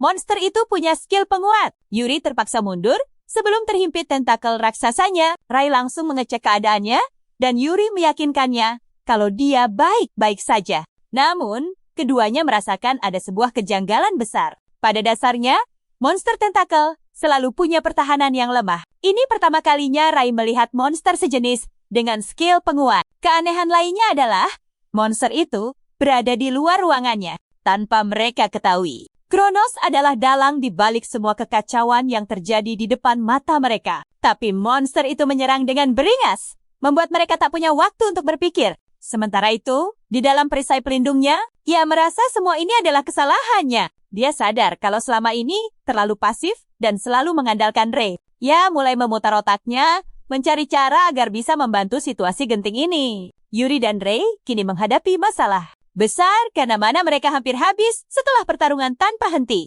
Tepat saat Ray hampir putus asa, sebuah ide cemerlang terlintas di benaknya. Dia berteriak pada ia, menyuruhnya menggunakan mana fusion pada mereka. Ia terkejut mendengarnya. Begitu pula Yuri yang menganggap skill itu tak berguna karena boros mana. Ray sudah menduga reaksi mereka. karena di kehidupan lalunya skill itu juga dianggap gagal. Tapi berkat seorang penyihir, nilai skill itu akhirnya terungkap. Penyihir itu tak lain adalah ia sendiri yang menemukan potensinya sebelum regresi. Ia juga ragu karena belum pernah menggunakan skill itu sebelumnya. Tapi karena Ray yang memintanya, dia bersedia melakukannya. Seketika, ia melepaskan skillnya dan mengenai mereka berdua sesuai rencana. Anehnya, Yuri menyadari mananya mulai pulih. Tapi Ray hanya tersenyum karena dia tahu rahasia sebenarnya dari skill itu. Ternyata, mana fusion punya efek berbagi mana dari penggunanya. Sebuah skill yang hanya bisa dikuasai penyihir dengan mana raksasa. Ia sangat gembira melihat keberhasilannya. Tapi tiba-tiba dia sadar, jumlah mana yang dia bagi tidaklah cukup. Saat itu dia mengerti. Aliran mananya terhambat oleh perisai pelindung yang dia aktifkan. Demi membantu timnya, dia pun menonaktifkan perisainya. Hal itu memberi monster kesempatan untuk menangkapnya dengan erat. Meski begitu, ia berhasil mentransfer seluruh sisa mananya untuk mereka berdua. Setelah selesai, dia berkata dengan lemah, "Sisanya, kuserahkan pada kalian." Melihat pengorbanan rekan mereka, keduanya bertekad untuk menjatuhkan monster itu. Mereka menyerbu maju, siap menghancurkannya demi menyelamatkannya. Dengan mana yang sudah terisi penuh, mereka kini punya kekuatan untuk menembus pertahanan monster itu menggunakan skill penguat mereka. Keduanya mulai mengalahkan monster di sekeliling. Dan Ray menyemangati Yuri untuk terus maju demi menyelamatkannya. Ray berhasil mendapatkan kesempatan untuk mendekati ya. Tapi monster itu selangkah lebih maju. Monster itu langsung memindahkan posisi ya. Membuat semuanya jadi lebih sulit. Ray langsung sadar, jika terus begini, mereka tidak akan pernah bisa mencapai ya. Namun, Yuri meyakinkannya bahwa dia akan membuka jalan. Dengan keahliannya, Yuri melepaskan aura yang dahsyat, menciptakan tangga agar Ray bisa menggapai ya. Ray berterima kasih atas bantuannya dan langsung melesat menaiki tangga itu. Monster itu mencoba menghalangi jalannya dengan beberapa tentakel. Tapi Ray dengan mudah menebas semuanya dalam amarah. Dengan kecepatan dan tekad penuh, dia mencapai ya dan melepaskannya dari cengkeraman monster. Ray berhasil mendarat dengan selamat dan langsung memeriksa keadaannya. Ia membuka matanya dan tersenyum. Ray memang sehebat biasanya. Yuri kemudian bergegas menghampiri dan berkata bahwa keahlian ialah yang menyelamatkan mereka. Yuri mengakui keberaniannya. Meski ia sudah diselamatkan, misi utama untuk mengalahkan monster itu belum berakhir. Ray dan Yuri segera melesat menuju monster itu. Tapi keadaan menjadi lebih sulit karena tentakelnya beregenerasi. Yuri sadar mereka berada dalam situasi sulit dan bertanya pada Ray apa langkah mereka selanjutnya. Ray kemudian memberitahu Yuri untuk menyerahkan sisanya padanya. Meskipun ragu, Yuri setuju membiarkan Ray melakukan apa yang dia inginkan. Ray melesat ke arah monster itu, meyakinkan Yuri bahwa dia akan menyelesaikannya. Yuri terkejut saat menyadari Ray berlari ke arah monster tanpa senjata di tangan. Tepat saat Ray akan mencapai tubuh utama monster itu, salah satu tentakelnya beregenerasi untuk menghalangi jalannya. Ray lalu menggunakan kekuatan Overclock, berharap bisa menggandakan daya serangnya sebelum memakai Abyss Flame. Seluruh tubuhnya diselimuti aura gelap saat dia melepaskan api dahsyat ke arah monster, yang pada akhirnya menghantam kepalanya. Monster itu pun jatuh ke tanah, dan ini mengejutkan Kronos, yang tidak menyangka Grim Reaper akan dikalahkan. Meskipun begitu, dia bertekad untuk memastikan Ray dan teman-temannya tidak akan keluar dengan selamat. Tim masih merayakan kemenangan mereka ketika sebuah cairan gelap muncul dari tubuh monster yang sudah tak berdaya dan langsung mengarah ke Ya. Benda itu hampir mengenainya, tapi Ray berhasil membawanya menghindar tepat pada waktunya. Ray sadar bahwa cairan itu semakin kuat dan dia berteriak pada teman-temannya untuk segera lari. Saat mereka berlari menuju pintu keluar, Ray berharap mereka tidak kenapa-napa karena sudah berhasil menghentikan dungeon agar tidak runtuh. Tepat saat mereka akan mencapai pintu keluar, cairan itu berhasil menyusul mereka. Mereka bertiga hampir ditelan saat sebuah perisai emas melindungi mereka dan suara tegas menyuruh mereka menyingkir. Tim itu berbalik untuk melihat penyelamat mereka, yang tak lain adalah Oawa Hikaru yang perkasa. Para gadis terkejut saat Oawa memperkenalkan dirinya karena Ray pernah menyebut namanya sebelum mereka memasuki dungeon. Ray mengakui bahwa dialah orang yang ingin dia mintai bantuan. Pada dasarnya, Oawa jauh lebih kuat dari mereka semua karena dia adalah seorang penyihir peringkat S. Selain itu, dia dikenal sebagai Raja Kuning sebelum regresi Ray. Ray tahu mereka pasti sudah dalam bahaya besar jika Oawa tidak datang tepat waktu untuk melindungi mereka dengan sihir penghalangnya. Oawa mengedipkan mata pada mereka. mengatakan dia senang bisa datang tepat waktu untuk menyelamatkan mereka. Oawa menyebutkan bahwa dia berada di dungeon lain atas permintaan negara. Namun, dia dihubungi oleh seseorang yang tak lain adalah Hinata. Oawa kemudian mengejutkan Rai dengan mengatakan bahwa dia mengenalnya sebagai saudara Kai. Oikawa menenangkan Rai. Ia hanya merasa tertarik padanya. Rai pun merasa lega dan berterima kasih atas bantuannya. Oikawa menganggapnya santai, bahkan memuji Rai yang berhasil mengalahkan bos dungeon. Tiba-tiba, batu mana dari monster itu jatuh. Oikawa terkejut melihat ukurannya yang luar biasa. Menyadari kekuatan bos dungeon itu, Oikawa melempar batu mana pada Rai yang nyaris tak bisa menangkapnya. Sambil memberi selamat, Oikawa menantikan aksi Rai selanjutnya. Setelah itu, Oikawa dan timnya langsung meninggalkan dungeon saat mereka kembali ke gedung asosiasi. Yuri merasa Oikawa adalah orang yang menarik. Dan Rai pun setuju. Melihat timnya kembali, Hinata histeris. Dia berteriak menanyakan keadaan mereka. Rupanya Hinata cemas karena mereka terlalu lama di dalam dungeon. Hinata langsung memarahi Rai karena nekat masuk dungeon setelah mendaftar. Padahal, dungeon itu terkenal sangat berbahaya. Hinata lalu bertanya soal progres mereka, mengira mereka baru sampai di pintu masuk. Jawaban Rai membuat Hinata dan staf lain syok berat. Mereka berhasil menaklukkan seluruh dungeon. Mereka tak percaya mendengarnya dan langsung berteriak heboh. Seketika, kabar penaklukan dungeon Ikebukuro menyebar luas. Semua guild berebut mencari tahu siapa pahlawan di baliknya. Di depan media, yang mengumumkan punya cukup uang untuk pengobatan adiknya. Dia juga berterima kasih pada Rai atas kesempatan luar biasa ini. Melihat itu, Isoyama dan timnya jelas merasa kesal. Tapi, Isoyama tetap yakin kalau ia pasti berbuat curang. Begitu pula dengan Kai, yang sangat marah karena Rai lah yang berhasil. Berita ini jadi viral. Apalagi Rai dulunya dikenal sebagai si tak berwarna. Grup obrolan di mana-mana menjadi heboh. Mereka saling mengingatkan untuk minta maaf karena dulu meremehkan Rai. Sementara semua orang memuji kehebatan Rai, dia justru merenung. Kemenangan ini diraih berkat bantuan orang lain. Dia harus jadi lebih kuat lagi. 3 hari kemudian, Rai dipanggil Hinata ke asosiasi. Katanya, ada hal penting yang harus disampaikan. Rai dan yang lain terkejut saat Hinata memberitahu mereka mendapat permintaan penaklukan dungeon. Ia tak percaya karena mereka baru saja menjadi penyihir peringkat rendah. Hinata menjelaskan, ini semua berkat pencapaian mereka baru-baru ini. Biasanya, penjelajahan dungeon dilakukan atas permintaan penyihir itu sendiri. Namun, sebuah permintaan resmi adalah kehormatan yang langka dari asosiasi. Ia tersenyum, mengatakan semua orang mengandalkan Rai. Tapi Rai membantahnya, ini adalah kerja tim. Rai lalu bertanya, siapa yang memberi permintaan itu? Sayangnya, Hinata tak bisa menjawab karena para petinggi memintanya untuk merahasiakannya. Seperti biasa, Yuri langsung setuju karena kedengarannya seru. Rai pun menerima karena permintaan resmi dari asosiasi pasti aman. Saat itu juga, Hinata memberitahu bahwa penyihir S-Rank akan menemani misi mereka. Keesokan harinya, mereka berangkat ke lokasi pertemuan. Ya, penasaran. Siapakah sosok penyihir hebat itu? Tak disangka, yang muncul di hadapan mereka adalah Okawa. Saat mereka melangkah masuk ke dalam dungeon, Rai mengaku tak menyangka Okawa yang akan datang.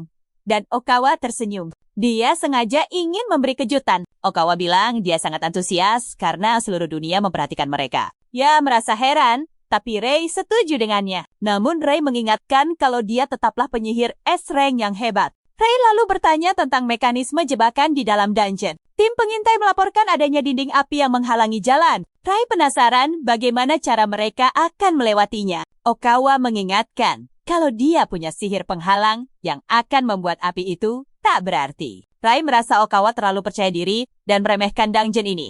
Seolah bisa membaca pikirannya. Okawa berkata, Rai akan melihat betapa kerennya dia nanti. Karena dialah yang akan menjadi bintang utama dalam tim ini. Tiba-tiba, segerombolan monster muncul. Dan Rai menyiagakan timnya. Dia juga ingin melihat seberapa kuat seorang penyihir S-Rank. Namun, dia kaget melihat Okawa meringkuk ketakutan di pojok. Okawa menyuruh mereka bertiga untuk maju lebih dulu. Ia langsung mengingatkan Okawa akan bualannya tadi. Tapi, Rai menyuruh timnya untuk fokus pada monster dan melupakan si pengecut itu. Mereka bertiga langsung mengambil posisi dan melancarkan serangan jarak jauh ke arah monster. Yuri dengan percaya diri menyerbu para monster.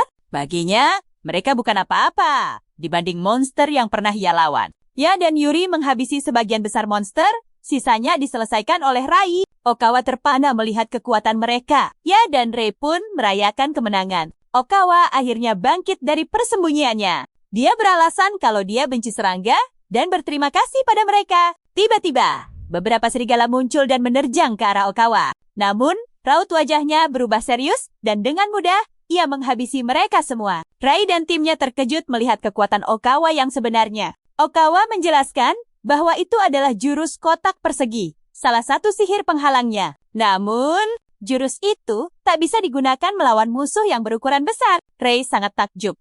Ini pertama kalinya dia melihat jurus legendaris itu. Setelah monster dikalahkan, Okawa mengajak mereka terus bergerak. Sambil berjalan, Rai menatap punggung Okawa dengan kagum. Inilah wujud penyihir es rank sejati. Tak lama kemudian, mereka tiba di dinding api. Persis seperti laporan yang ada, hawa panasnya terasa menyengat bahkan dari kejauhan. Okawa pun maju dan menciptakan jalan menembus api dengan sihir penghalangnya. Tim itu menyusuri lorong dan menemukan jalan masuk ke ruangan sang bos. Merasa siap, Rai mengajak mereka untuk segera masuk. Jauh di lubuk hati, Oyawa ingin membuktikan kemampuan Rai.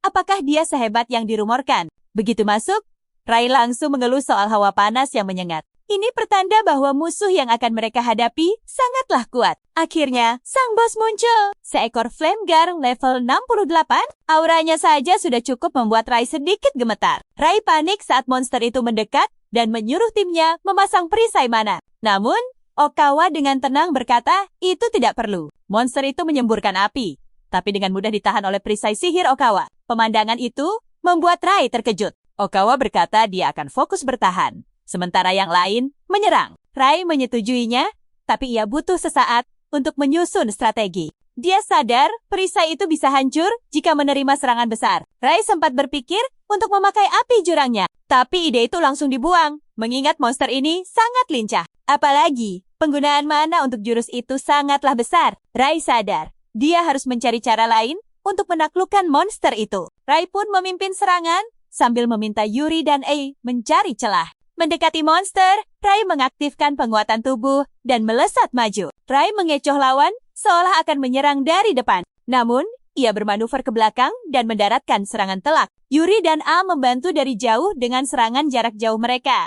Meski diserang bersamaan, monster itu masih bergerak lincah. Kekhawatiran Rai terbukti, monster ini memang sangat kuat. Rai sadar mereka akan dirugikan jika pertarungan ini berlangsung lama. Keringat sudah membasahi Rai, ia harus segera mengalahkan monster ini. Sementara itu, Okawa hanya mengamati dari belakang. Dia penasaran apa yang akan dilakukan Rai dalam situasi sulit ini. Tiba-tiba, Rai meminta Yuri dan A untuk mengincar kaki monster itu. Keduanya langsung setuju dengan rencananya. Mereka pun segera mengarahkan serangan ke kaki sang monster. Bahkan, A menggunakan jurus peluru batu miliknya. Ini memaksa monster itu untuk terus melompat-lompat. Rai tahu, selincah apapun lawannya, dia takkan bisa menghindar saat di udara. Rai melesat ke arah monster yang sedang melompat. Dia melapisi pedangnya dengan es, membuat Oyawa terkesima. Monster itu tak bisa bergerak bebas di udara. Rai mendaratkan serangan pamungkas yang membuat monster itu jatuh, menumbangkannya dalam sekejap.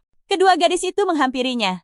Tapi Rai berkata, ini semua berkat kerjasama tim. Okawa terkesan dengan kerjasama tim mereka dan mengakui kemampuan Rai seperti yang dilaporkan. Tapi, Okawa merasa Rai masih menyembunyikan kekuatan sejatinya. Rai mengajak timnya kembali melapor, namun Okawa menahannya. Okawa mengeluarkan sebuah kotak persegi dan berkata ingin menguji Rai. Dia menjelaskan bahwa kotak itu bisa digunakan untuk menangkap monster. Tapi di sisi lain, ini bisa jadi ajang latihan yang bagus. Oikawa pun mengaku dia ingin melihat kekuatan sejati Rai. Karena itu, Oikawa menantang Rai untuk mengalahkan monster di dalam kotak. Dia berjanji akan menyegelnya kembali jika situasinya mulai berbahaya.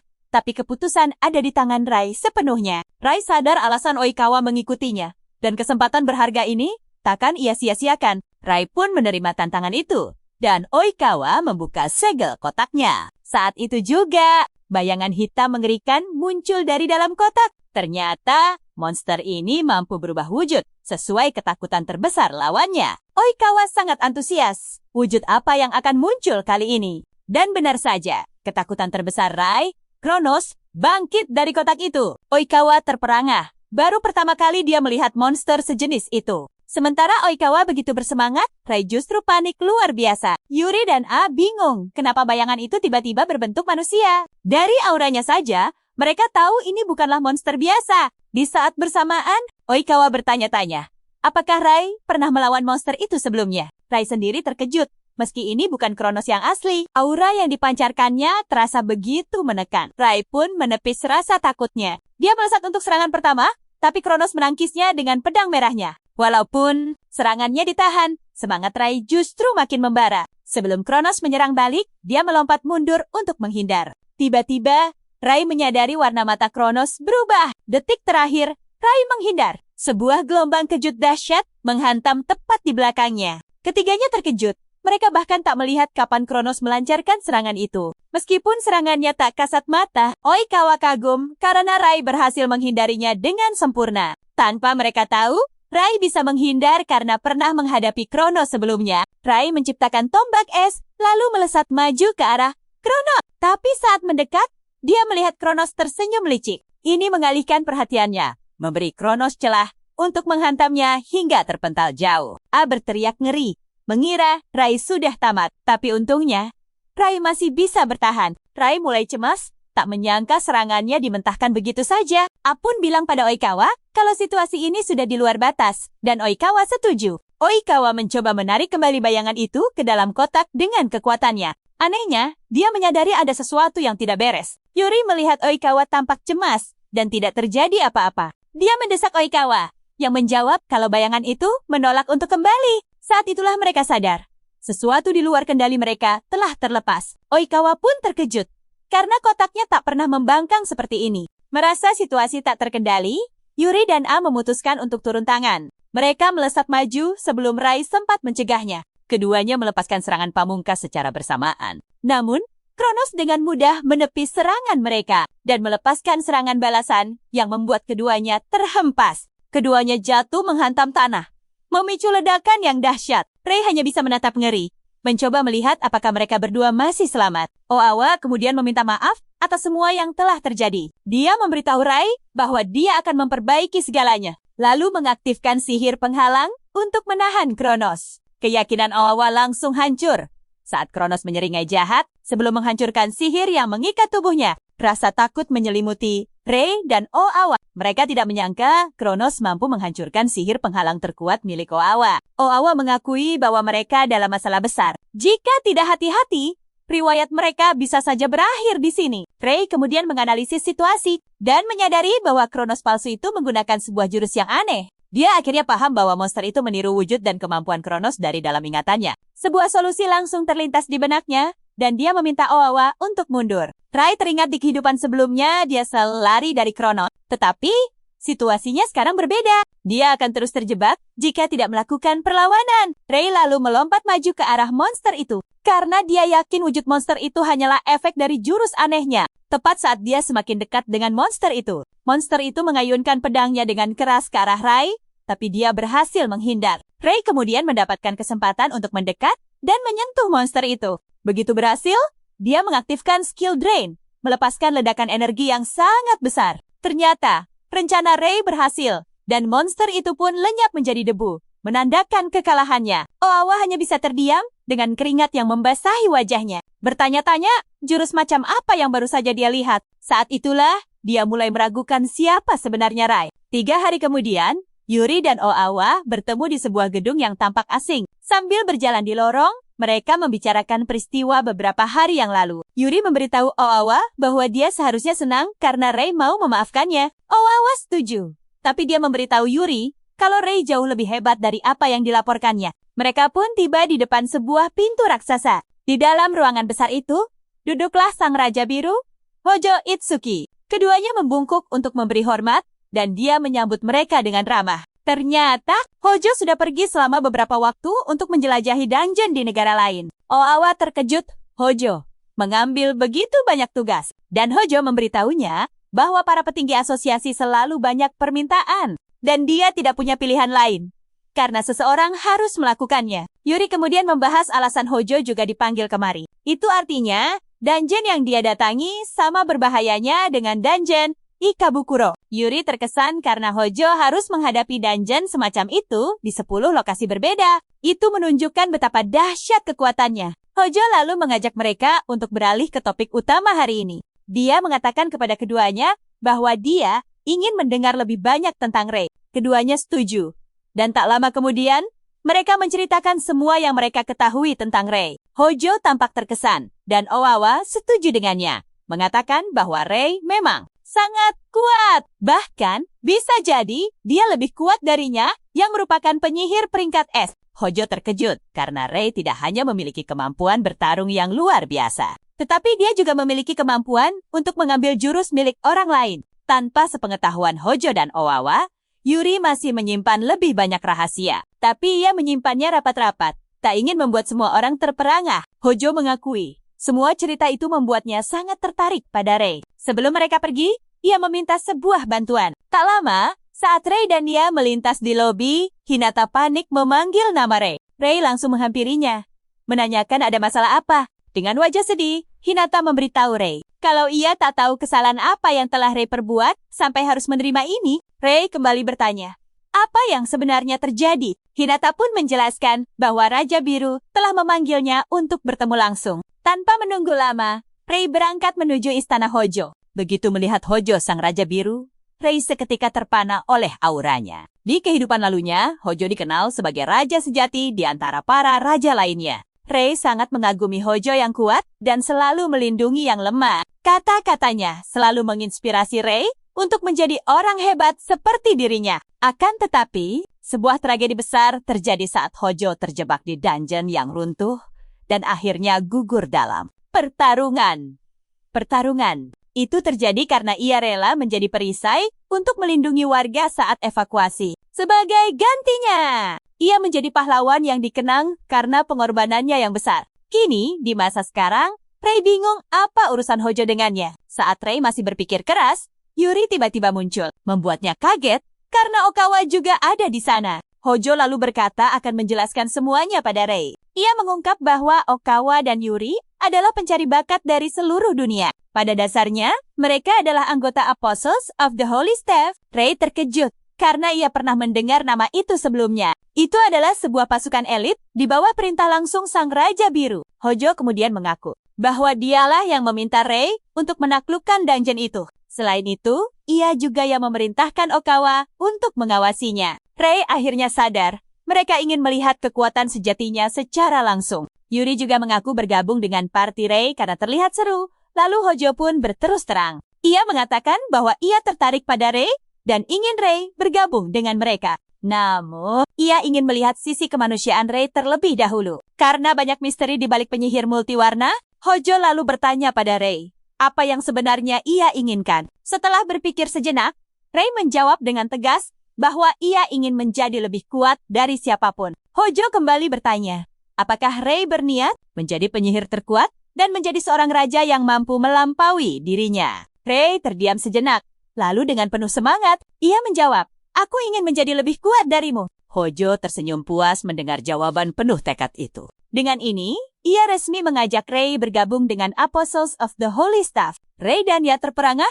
Hojo menambahkan bahwa ia yakin Rei akan berkembang pesat di antara orang-orang hebat. Setelah Rei menerima tawaran itu, Okawa menyuruhnya untuk ikut. Dan tak lama kemudian, mereka tiba di sebuah ruangan yang dipenuhi para penyihir elit di bawah komando Hojo. Pasukan Apostles of the Holy Staff, salah satu anggota, Kurahashi. Jadi yang pertama protes, meremehkan Rei yang dianggapnya masih bocah. Namun yang lain langsung mengingatkannya kalau umur mereka sama. Kurahashi hanya terlalu bersemangat. Oawa kemudian menyahut, meminta Rei duduk agar dia bisa menjelaskan permintaan dari Hojo. Misi mereka kali ini adalah menaklukkan 2 dungeon sekaligus. Keduanya adalah dungeon tingkat tinggi dengan level rekomendasi di atas 65. Untuk menyelesaikannya, mereka akan dibagi menjadi 2 tim untuk menyerang secara bersamaan. Oawa mengumumkan tim pertama yang menuju dungeon Makwari adalah dirinya, Yashiro, Shiroi, dan Azuma. Sementara itu, Rei dan kelompoknya akan menuju dungeon Tama,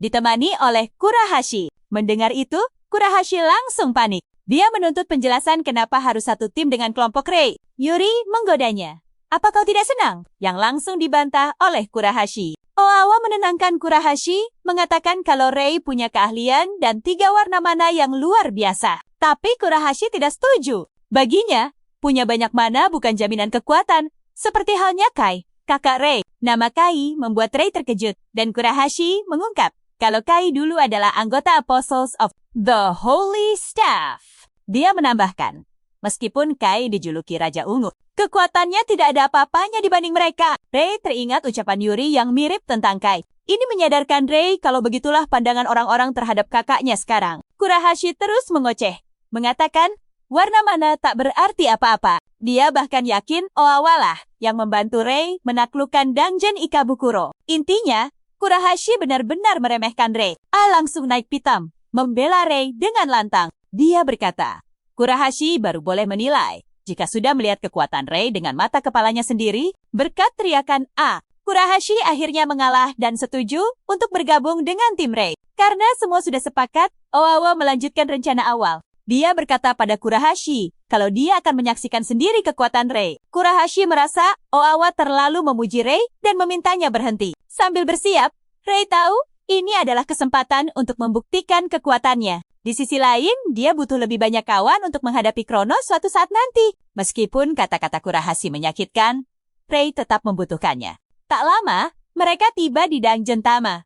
Dan seketika segerombolan monster muncul. Rei baru saja akan mengatur strategi tim saat Kurahashi memotongnya. Baginya, kerja sama tim itu merepotkan. Tanpa persetujuan siapapun, Kurahashi melesat ke arah monster dengan tinju api yang membara. Satu hantamannya meretakkan tanah dan menciptakan gelombang kejut yang hampir melemparnya hanya dengan satu serangan. Kurahashi melenyapkan semua monster itu, lalu mengejek Rei. Aku yakin kau tidak bisa melakukan hal seperti ini kan? Seperti sebelumnya. Kurahashi melesat lagi, berniat menaklukkan Dungeon sendirian. Rei menegaskan pada teman-temannya, dia tak akan kalah dari Kurahashi. Dengan itu, dia langsung melesat menyusul Kurahashi. Rei membasmi segerombolan monster dalam sekejap. Dan Kurahashi mengakui kalau kemampuannya sedikit meningkat. Rei hanya tersenyum tipis dan melanjutkan aksinya. Ia mengeluh keadaan jadi kacau, tapi Yuri justru bangga karena Rei bisa mengimbangi Kurahashi. Yuri menjelaskan bahwa kehebatan Kurahashi adalah kemampuannya memakai mana di area luas secara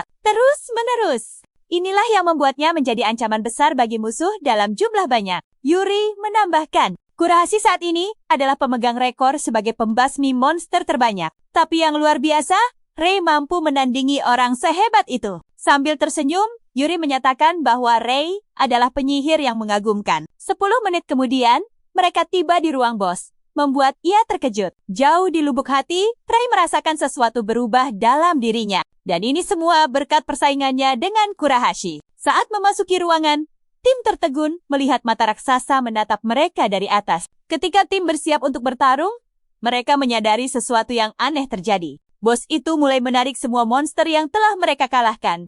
Betapa terkejutnya mereka. Monster bos itu menyerap semuanya dan berubah menjadi makhluk yang lebih mengerikan. Monster Chimera yang belum pernah ada sebelumnya. Karena monster itu tidak dikenal, Rei mencoba mengingatkan Kurahashi agar mereka lebih berhati-hati. Namun, Kurahashi mengabaikannya dan langsung melesat ke arah monster boss. Sambil berteriak bahwa dia tidak akan gentar, Kurahashi melompat dan melancarkan pukulan api dahsyat yang meninggalkan kobaran besar. Mereka semua menunggu dengan tegang untuk melihat apakah serangan itu berhasil. Namun, saat apinya menghilang, Kurahashi menyadari monster itu masih berdiri tegak dan telah menahan serangannya dengan lengannya. Sebelum Kurahashi sadar, lengan monster yang lain sudah mengarah padanya. Tepat saat monster itu hendak mencelakainya, Rei beraksi dan menarik Kurahashi menjauh dari bahaya menggunakan tangan mana. Rei bertanya, apakah dia baik-baik saja? Tapi Kurahashi jelas masih fokus untuk tidak kalah darinya. Saat itu,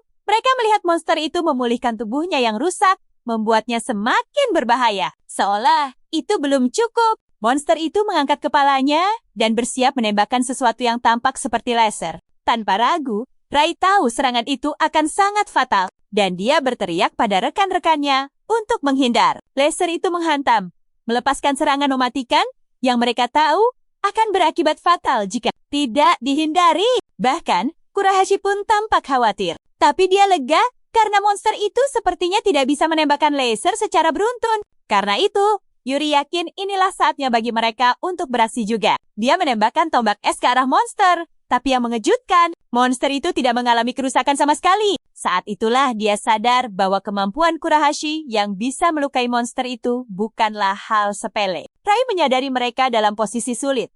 Karena jika mereka terus menunggu, monster itu akan menembakkan serangan lain yang mungkin lebih parah. Rai berencana untuk menyerang tubuh utama monster itu. Tapi dia tahu, monster itu akan menggunakan lengannya untuk menghalangi lagi. Rai menemukan sebuah cara dan menyuruhnya untuk menggunakan mana fusion pada Kurahashi. Ia terkejut, namun Rai meyakinkannya. Ia pun mengeluarkan kekuatannya, menyelimuti Kurahashi dengan mana yang begitu besar hingga membuatnya berteriak. Rai lalu memerintahkan Kurahashi untuk menyerang tubuh utama monster itu selagi ada kesempatan. Kurahashi menuruti perintahnya. Dia melesat ke arah monster itu dan melepaskan serangan dahsyat ke tubuhnya. Namun bahkan dengan serangan sekuat itu, monster tersebut masih berdiri kokoh. Terganggu, monster itu mulai menyiapkan serangan laser lainnya. Tim mulai panik, tapi inilah yang diharapkan oleh Rai. Dia berlari melewati Kurahashi, berterima kasih karena telah membuka jalan untuknya. Rai mendekati monster itu sebelum lasernya sempat keluar dan menyiapkan api hitamnya yang legendaris.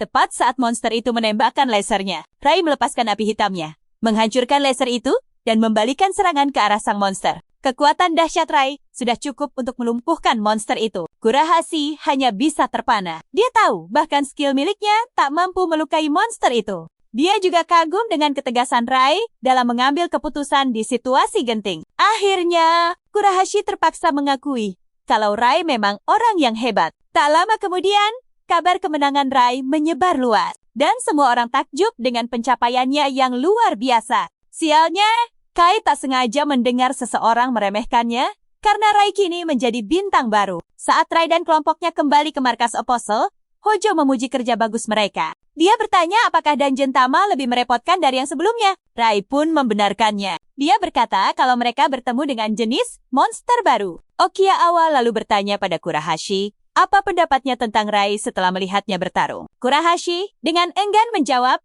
kalau Rai tidak buruk dan strateginya juga bagus. Salah satu anggota tim menegur Kurahashi yang masih meremehkan Rai. Bahkan setelah melihat kemampuannya, dia masih gengsi untuk mengakuinya. Kurahashi menyuruh rekannya diam, lalu berbalik dan meminta maaf pada Rai karena telah merendahkannya. Dengan ini, Kurahashi mengakui bahwa Rai memang kuat. Rai tersenyum mendengarnya dan berkata bahwa dia juga senang dibantu oleh Kurahashi. Jadi tak perlu meminta maaf. Kurahashi mencoba sekuat tenaga untuk menyembunyikan rasa senangnya dan menutupinya dengan sikap canggung. Tapi semua orang bisa melihatnya. Hojo senang karena Kurahashi akhirnya menyetujui Rai. Hojo lalu mengulurkan tangannya untuk memberikan lencana Apostle kepada Rai, yang artinya dia telah resmi menjadi anggota tim. Hojo berkata, Rai boleh tetap bekerja dengan kelompoknya, tapi dia harus selalu meluangkan waktu untuk mereka juga. Keduanya pun berjabat tangan sebagai tanda setuju.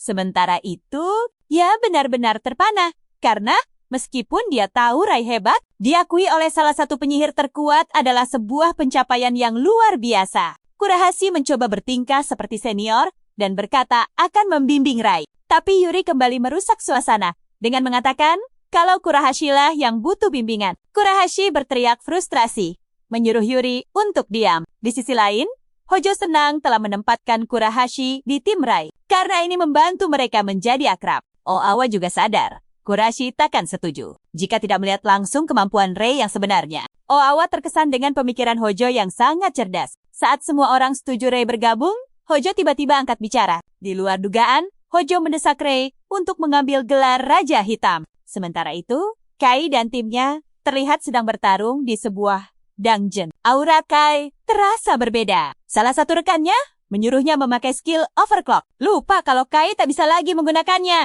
Setelah berjuang keras, mereka akhirnya berhasil menyingkirkan para monster. Anggota tim Kai mengira mereka akan beristirahat. Tapi keputusan Kai mengejutkan mereka semua. Dia memerintahkan mereka untuk masuk lebih dalam. Padahal mereka sudah di dungeon selama 5 hari berturut-turut. Mereka memohon padanya untuk berhenti. Kai hanya menyuruhnya diam dan terus mengikutinya. Keraguan pun muncul di antara mereka, tapi anggota tim yang lain mengingatkan bahwa inilah saatnya Kai paling membutuhkan dukungan mereka. Jauh di dalam benaknya, Kai hanya memikirkan cara menaklukkan dungeon ini secepat mungkin. Dia tampak frustrasi, dan masalah dengan saudaranya semakin memperburuk keadaan. Bahkan, seorang reporter menghampiri Kai hanya untuk bertanya tentang saudaranya. Ketika reporter itu menyebut Hojo telah mengakui Rei, amarahnya semakin memuncak. Karena semua ini, Kai sangat ingin menunjukkan pada tim lamanya bahwa dialah yang terkuat. Di tempat lain, Kronis tersenyum licik karena telah menemukan pion yang tepat. Dalam sekejap, dunia berubah total saat dungeon muncul. Dimulailah era di mana para penyihir kuat menguasai status sosial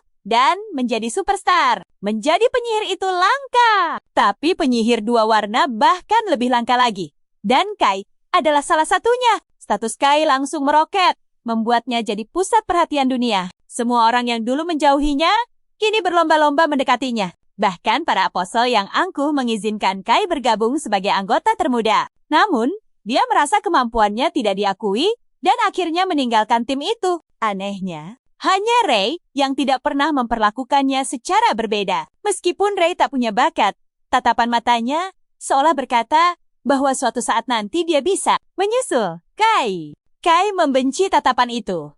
Karena dia merasa dirinya lah yang terpilih oleh dunia. Karena hal itulah, Kai bertekad untuk menunjukkan perbedaan level di antara mereka. Namun, keadaan kini berbalik. Meski begitu, Kai merasa masih punya kesempatan. Saat Kai berjalan di tengah kota, Kurahashi tiba-tiba muncul di belakangnya. Kurahashi mengingatkannya pada pertemuan terakhir mereka. Saat Kai diusir dari tim, Kai marah mendengar itu dan menegaskan bahwa dia keluar, bukan diusir. Dia percaya Hojo hanya iri dengan bakatnya yang luar biasa. Makanya Hojo bersikap sok bos padanya. Kai lalu menyinggung soal kabar bahwa Rei telah menjadi anggota tim. Kurahashi bertanya, apakah dia keberatan dengan itu? Kai mulai merendahkan Rei. Tapi Kurahashi langsung memotong ucapannya. Menyuruhnya bungkam. Kurahashi menatap Kai dengan serius. Menegaskan bahwa ia bebas berpikir sesukanya. Tapi kemampuan Rei yang asli telah terkonfirmasi. Ia menambahkan, tidak seperti Kai. Rei justru tidak menonjolkan diri, meski ia penyihir dua warna. Amarah Kai seketika meledak. Dia berteriak pada Kurahashi untuk diam, karena dialah sang Raja Ungu. Gelar tertinggi bagi seorang penyihir. Kai tidak terima dirinya dibandingkan dengan Rei. Namun, Kurahashi hanya tersenyum sinis. Merasa Kai sama sekali tidak tahu apa-apa. Kurahashi mengungkapkan, kalau Rei baru saja mendapat rekomendasi menjadi raja, langsung dari Hojo. Mendengar ini, dunia Kai seakan runtuh, menyadari Rei akan segera setara dengannya. Kurahashi kemudian berkata bahwa Rei belum memberikan jawaban mereka. Ditambah lagi, dia memberitahu Kai bahwa adiknya tidak mengejar gelar sepertinya. Kurahashi mengakhiri percakapan dengan menyatakan posisi Rei kini jauh di atasnya, membuatnya pantas menjadi raja. Kai benar-benar terpukul. Ia tidak bisa menerima kenyataan bahwa Rei akan melampauinya. Karena itulah, Kai terus memaksakan diri di dalam dungeon. Setelah bertarung begitu lama, rekan-rekannya menyarankan untuk melawan bos keesokan hari, tapi Kai membentak mereka. Mengatakan, dialah yang terkuat. Kai mendorong pintu ruang bos, berniat membuktikan kekuatannya pada semua orang. Anehnya, yang ia temui di dalam adalah slime level 20. Tentu saja hal ini membuat Kai kecewa. Sebaliknya, rekan-rekannya justru ketakutan karena belum pernah melihat monster sejenis itu. Demi menunjukkan kekuatannya, Kai memutuskan untuk menghabisi monster itu seketika. Ia mengumpulkan aura dan melepaskan sihir ledakan ke arah slime yang sepertinya berhasil. Timnya langsung memujinya. Mereka bersorak. Tapi, sebelum kalimat itu selesai, rekan-rekannya tumbang seketika. Kai menoleh panik melihat teman-temannya yang tak bergerak. Sebelum ia sadar, slime itu membesar dan langsung menyergapnya. Kai berusaha melawan balik. Tapi slime itu terlalu kuat, menyelimuti tubuhnya, dan akhirnya menyatu dengannya. Sementara itu, Kronos bersorak gembira di penjaranya karena berhasil mendapatkan pion baru. Beberapa saat kemudian, Kai bangkit dengan penampilan berbeda. Ia tertawa jahat, mengatakan bahwa sekarang ia merasa sangat baik. Di sisi lain, sebagian segel yang menahan Kronos telah hancur. Di tempat lain, di pusat latihan fasilitas Rasul, Rei dan timnya sedang berlatih. Setelah beberapa menit berlatih, Ogawa menyarankan mereka untuk istirahat. Ia bergegas menghampiri Rei dan memberinya handuk. Ia juga berkata pada Kurahashi kalau ia belajar banyak hanya dengan melihatnya berlatih. Kurahashi mencoba menyembunyikan wajahnya yang memerah. Tapi jelas sekali, ia sangat malu. Kurahashi lalu bercerita kalau ia bertemu Kai tadi pagi. Ia menceritakan semua percakapan mereka, menertawakan bagaimana Kai masih berpikir dirinya lebih kuat. Yuri menemukan celah untuk menggoda Kurahashi lagi. Ia berkata kalau Kurahashi sengaja menemui Kai karena tidak suka pada orang yang ia akui sendiri. Kurahashi hampir pingsan karena ucapan Yuri memang benar. Namun, Rei sama sekali tidak fokus pada mereka. Ia teringat terakhir kali bertemu Kai setelah duel mereka. Ia mulai berpikir, sejak kapan hubungan mereka berdua menjadi sejauh ini? Ia cemas. Akhir yang sama akan terulang kembali. Karena itu, dia harus menyelesaikan masalah ini layaknya saudara. Tiba-tiba, seorang anggota tim datang tergesa-gesa, membawa kabar bahwa situasi darurat telah terjadi. Ternyata, Dungeon Shinjuku runtuh, dan para monster mulai keluar. Tim segera melesat ke lokasi. Tak percaya dengan pemandangan di depan mereka. Rai juga terkejut. Insiden ini seharusnya belum terjadi. Sesuatu berjalan sangat aneh. Okawa kemudian berkata pada timnya, "Kita tak punya waktu karena Blue King sedang dalam misi jauh." Dia menegaskan bahwa sekarang semuanya bergantung pada mereka. Prioritaskan evakuasi warga sipil. Perintahnya. Tim mengiyakan instruksi Okawa dan langsung bergerak menyelamatkan warga sambil menghalau para monster. Saat Kurahashi sibuk mengamuk, Oawa menciptakan perisai pelindung untuk warga. Rai kagum melihat tim khusus menjalankan tugasnya tanpa ragu. Seperti yang diharapkan. Ia ingat, di kehidupan lalunya, banyak sekali korban jiwa. Namun kali ini, ia yakin mereka pasti bisa mengatasinya. Tiba-tiba, sesosok monster raksasa muncul. Sepertinya, itu adalah bosnya. Kurahashi bersemangat. Baginya monster itu hanyalah target besar yang empuk. Saat Kurahashi baru akan bersiap, Rai sudah melesat maju. Satu pukulan saja menghancurkan monster itu hingga berkeping-keping. Rai baru akan senang saat tawa jahat terdengar dari belakangnya. Dia kenal suara itu. Saat berbalik, ia melihat Kai terbang dengan sayapnya. Yang lebih parah, tatapan Kai begitu mengancam saat menatap Rai. Dan berkata, "Akhirnya, kutemukan kau." Rai menatap ngeri Kai. "Kenapa penampilanmu jadi seperti itu?" Kai tertawa. "Maksudmu wujudku atau tujuanku untuk menghancurkanmu?" Anehnya, Kai seolah bicara mewakili pihak lain, menandakan ada sesuatu di dalam dirinya. Seketika, Rai merasakan Kai di belakangnya. Ia menghindar di detik terakhir dari serangan fatal. Kai menyeringai pada Rai. "Kau berhasil menghindar. Tapi sampai kapan kau bisa bertahan?" Kai terus menyerang tanpa henti, membuat Rai kewalahan. Wajah Rai sempat tergores. Namun ia merasa kakaknya tidak bertingkah seperti biasa. Ia bingung apa yang terjadi pada Kai hingga membuatnya seperti monster. Rai terus menghindar hingga akhirnya serangan Kai berhenti. "Aku bisa lihat ekspresimu. Kau masih tidak mau percaya kan?" ucap Kai. Kai lalu berkata bahwa semua yang terjadi adalah kesalahan Rai. Kai mengaku ia mendapatkan wujud monsternya demi kekuatan untuk menyingkirkan Rai. Rai tertegun. Tak seharusnya Kai punya niat sejahat itu padanya. Rai membeku di tempat saat Kai melesat untuk melancarkan serangan terakhir. Untungnya, Kurahashi muncul tepat waktu. Tendangannya membuat Kai terpental jauh. Kurahashi tampaknya belum sadar akan situasinya. Ia malah memarahi Ki karena bertindak gegabah di tengah kondisi darurat. "Jangan ikut campur," teriak Kai pada Kurahashi. Kurahashi berteriak histeris. "Rei itu adikmu, orang yang ingin kau habisi." Kai tertawa mengejek. "Persaudaraan, aku di sini untuk menunjukkan betapa dahsyatnya kekuatanku." Kai pun melesat ke udara, melepaskan rentetan serangan yang bahkan mengancam warga sipil. Untungnya, perisai Okiyaawa melindungi semua warga. Karena sibuk melindungi warga, ia tak bisa membantu Rei dan Kurahashi. Rei berteriak pada kakaknya, "Aku tahu kau kejam, tapi aku tidak menyangka kau akan sejauh ini." Kai mencibir kenaifan Rei. "Aku akan menghancurkanmu." Rentetan ledakan sihir pun menghantam mereka. Dengan angkuh, Kai memamerkan kekuatannya. Rei berkata, mereka harus menghentikan Kai. Seketika, ekspresi Kurahashi berubah drastis. Rupanya, Kurahashi sadar, bicara dengan Kai tak ada gunanya. Kurahashi menerjang ke arah Kai, berniat meledakannya hingga tak bersisa. Serangannya berhasil mendarat, menciptakan awan api yang membara. Namun saat api mereda, Kai ternyata berhasil menahan serangannya. Saat Kurahashi menyadari kekuatan Chi di luar nalar, tangan Kai telah menembus dadanya. Rei menjerit memanggil nama Kurahashi saat Kai membantingnya ke tanah, tapi tak ada jawaban. Rei terus berteriak tanpa bisa berbuat apa-apa. Tepat saat Kai akan menghabisi Kurahashi, Oyawa turun tangan. Ia menahan serangan Kai dengan perisainya, sekaligus melindungi Kurahashi. Awa kecewa melihat Kai yang sudah keterlaluan. "Saatnya kau merasakan amarahku."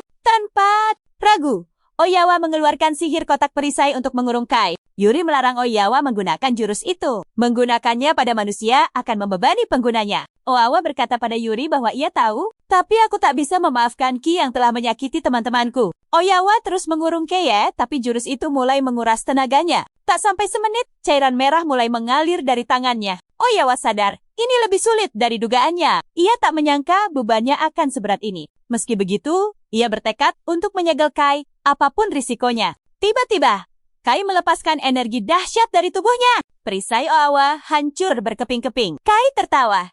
Kalian pikir semua akan semudah itu? Kai lalu berkata bahwa tubuhnya bahkan belum dalam kondisi sempurna. Yuri terkejut. Oyawa sudah mengerahkan segalanya, tapi Kai seolah tak terpengaruh sama sekali. Kai lalu berbalik badan. Aku pergi. Namun, ia menatap Rei. Lain kali kita bertemu, aku akan menghabisimu. Itu kata-kata terakhir Kai sebelum ia terbang pergi, meninggalkan Rei yang terpukul. Keesokan harinya, berita serangan itu menyebar ke seluruh negeri. Meskipun para penyihir telah membantu, warga tak bisa menutupi betapa kacaunya situasi yang terjadi. Warga di wilayah lain juga cemas. Monster akan muncul di mana saja. Beberapa bahkan berpikir untuk mengungsi ke tempat yang lebih aman. Tidak diragukan lagi, Oyawa melihat kepanikan mulai menyelimuti masyarakat. Namun, masalah terbesar mereka kini adalah Kai yang telah terjerumus ke sisi gelap. Rei mulai bertanya-tanya apa yang bisa mereka lakukan. Sementara itu, Ya dan Yuri bersama Rei sedang menjaga Kurashi di rumah sakit. Rei tampak sangat sedih, menyalahkan dirinya atas insiden itu. Dia marah pada dirinya sendiri karena tidak bisa menghentikan Chi. Kegagalannya membuat Kurahashi terluka parah. Yuri kemudian memberitahu Rei bahwa mereka harus pergi karena Hojo memanggil. Tak lama kemudian, mereka tiba di istana Hojo. Hojo menjelaskan, meski jumlah monster berkurang, mereka tak bisa membiarkan Kai berkeliaran bebas. Tim pun bertanya pada Hojo apa yang harus mereka lakukan. Hojo mengungkapkan bahwa dia telah berbicara dengan raja-raja warna primer lainnya. Ia tampak bingung mendengarnya. Yuri menjelaskan padanya bahwa para raja itulah yang punya kuasa untuk mengambil keputusan dalam situasi darurat seperti ini. Jauh di dalam lubuk hatinya, Yuri merasa khawatir karena situasi ini telah mengancam para raja lainnya. Hojo lalu menyebutkan rencana mereka mungkin terdengar kejam. Tapi mereka semua sepakat untuk menaklukkan Kai. Rei terkejut mendengarnya, karena istilah itu biasanya digunakan untuk monster. Oyawa menyela, mengatakan istilah untuk Kai sudah tepat. Kai telah melakukan banyak tindakan sembrono. Itulah sebabnya para raja mengambil kesimpulan ini. Mereka dengan dingin menyetujuinya demi mencegah adanya korban lebih lanjut. Rupanya, mereka telah menemukan tempat persembunyian Kai. Dan Hojo memberitahu akan ikut serta dalam penyerbuan itu. Rei mulai berkeringat ketakutan. Bertanya, apa tidak ada cara lain selain menaklukkan Kai? Tapi Hojo berkata, tidak. Dia mengingatkan Rei bahwa kotak persegi Oyawa bahkan tak berguna melawan Kai. Dan mereka tak bisa hanya diam saja. Hojo memberitahu Rei bahwa keputusan telah dibuat dan Kai akan ditaklukkan keesokan harinya. Meskipun Rei tahu sisi buruk Kai, dia juga tahu adiknya punya sisi baik. Membuatnya bertanya-tanya, apa benar tidak ada cara lain? Tiba-tiba, Oyawa mengeluarkan ponselnya karena menerima sebuah pesan. Dia memberitahu tim bahwa Kurahashi telah sadar kembali. Kabar itu membuat seluruh tim merasa lega. Kurahashi juga mengirim pesan untuk Rei, memintanya untuk tidak khawatir dan segera sadar agar bisa menyadarkan adiknya. Kata-kata Kurahashi sudah cukup untuk menyadarkan Rei. Dia tidak boleh menyerah. Dia harus memperbaiki semuanya karena Kai adalah adiknya. Rei lalu memohon pada Hojo untuk memberinya satu kesempatan. Dia tahu Kai berbahaya, tapi dia yakin masih ada kemungkinan untuk memperbaiki keadaan. Hojo memberitahu Rei bahwa penaklukan Chi akan dimulai besok siang. Tapi, dia mengizinkan Rei melakukan apapun yang dia mau sebelum waktu itu tiba. Rei lega mendengarnya dan berterima kasih pada Hojo atas kesempatan itu. Yang mengejutkan, ya, dan Yuri berkata akan ikut dengan Rei karena mereka berada di pihaknya sebelum bergabung dengan para rasul. Hojo menghela napas mendengarnya, tapi dia tak bisa menghentikan mereka. Jadi, dia hanya menyuruh mereka untuk pergi. Namun, dia mengingatkan bahwa batas waktunya adalah siang keesokan harinya dan tidak ada perpanjangan waktu. Rei menatap ke langit sambil bersumpah akan membawa kembali adiknya. Kemudian, Rei dan timnya menuju sebuah pulau dekat Tokyo Selatan, tempat Kei dikabarkan bersembunyi. Beberapa saat kemudian, mereka bertemu dengan Oyawa. dan Ray sadar bahwa Oiyawa ada di sana untuk mengawasinya. Oiyawa membenarkan semua itu. Ia bergerak atas perintah Hojo. Tugasnya adalah menjaga pulau ini, sekaligus ikut menaklukkan Chi bersama para apostle. Karena itulah, ia tak bisa ikut dalam rencana Rai. Namun sebagai gantinya, ia mewariskan jurus pelindung. Rai pun tersenyum, menyadari kalau Hojo sengaja mengatur waktu kedatangan mereka. Rai lalu berterima kasih pada Okawa dan berjanji akan membawa Kai kembali. Saat Rai beranjak pergi, Okawa memperingatkan kalau Kai mungkin tak akan mau mendengarkannya. Karena itu, ia memberikan satu bantuan terakhir untuk Rai. Sementara itu, jiwa Kai semakin hancur. Ia muak karena tak ada seorang pun yang memahaminya. Saat itulah, bisikan Kronos merasuki pikirannya, menyuruhnya menghancurkan segalanya dan melupakan semua keraguan. Kronos sadar Kai masih berusaha melawan, jadi ia memutuskan untuk campur tangan lebih dalam. Seketika, Kronos mengalirkan kekuatan dahsyat ke tubuh Kai, melepaskan pilar cahaya raksasa ke langit. Dari kejauhan, Rai dan teman-temannya menyaksikan pilar cahaya yang mengerikan itu. Firasat buruk menyelimuti mereka, sesuatu yang gawat sedang terjadi. Diselimuti energi gelap, Kai tertawa merasakan kekuatan yang meluap-luap ini. Kronos berbisik, kini ia bebas menguasai dunia sesuka hatinya. Ia menghasutnya untuk melenyapkan semua penyihir agar Kai bisa menjadi Raja Iblis. Tak lama kemudian, Rai dan yang lainnya berhadapan dengan Kai, yang menyambut mereka dengan tawa mengejek. Kai menyeringai, kecewa karena Rai tidak datang bersama sang Raja Biru. Rai berkata, Hojo mempercayainya untuk membawa Kai pulang. Ucapan itu menyulut amarah Kai. Ia bersumpah akan menghancurkan Rai dan teman-temannya. Seketika, Kai melepaskan ledakan energi dahsyat yang membuat Rai kewalahan menahannya. Rai menyadari, kekuatan Kai sudah jauh melampaui kekuatan mereka kemarin. Kai melesat ke udara, mendeklarasikan perang pada umat manusia, dan akan memulainya dengan menghabisi Rai. Tapi Rai justru menyebutnya masih sama egoisnya seperti dulu. Dan karena itulah, Rai sendiri yang akan menghadapinya. Sebagai seorang kakak, sudah menjadi tugas Rai untuk menghentikan adiknya sendiri. Mendengar kata tugas, Kai justru tertawa terbahak-bahak. Ia berkata, ucapan Rai barusan benar-benar membuatnya muak. Para gadis itu sadar, Kai sudah tak bisa lagi diajak bicara. Kai merapal sihir api dahsyat, menciptakan dinding api yang memisahkan Rai dari teman-temannya. Ia ingin membuktikan siapa yang terkuat dalam duel 1 lawan 1. Rai tertawa. Jadi kau hanya ingin pamer kekuatan padaku? Kai membalas, kau takkan pernah mengerti. Di dunia ini, kekuatan adalah keadilan. Sikap semua orang berubah drastis saat ia mendapatkan kekuatan ini. Itu karena mereka semua hanya tunduk pada kekuatan. Tanpa kekuatan, takkan ada seorang pun yang akan mengakuimu. Kay mengaku pandangannya pada Rai berubah setelah duel mereka. Karena itu ia akan membuat semuanya menjadi jelas. Kai lalu mengumpulkan bola energi sihir raksasa. Seketika Rai sadar, serangan ini tak bisa ditahan dengan jurus biasa. Kekuatannya jauh melampaui yang kemarin. Rai pun mengerahkan api abis miliknya untuk melawan ledakan sihir itu. Kai mengenali jurus itu.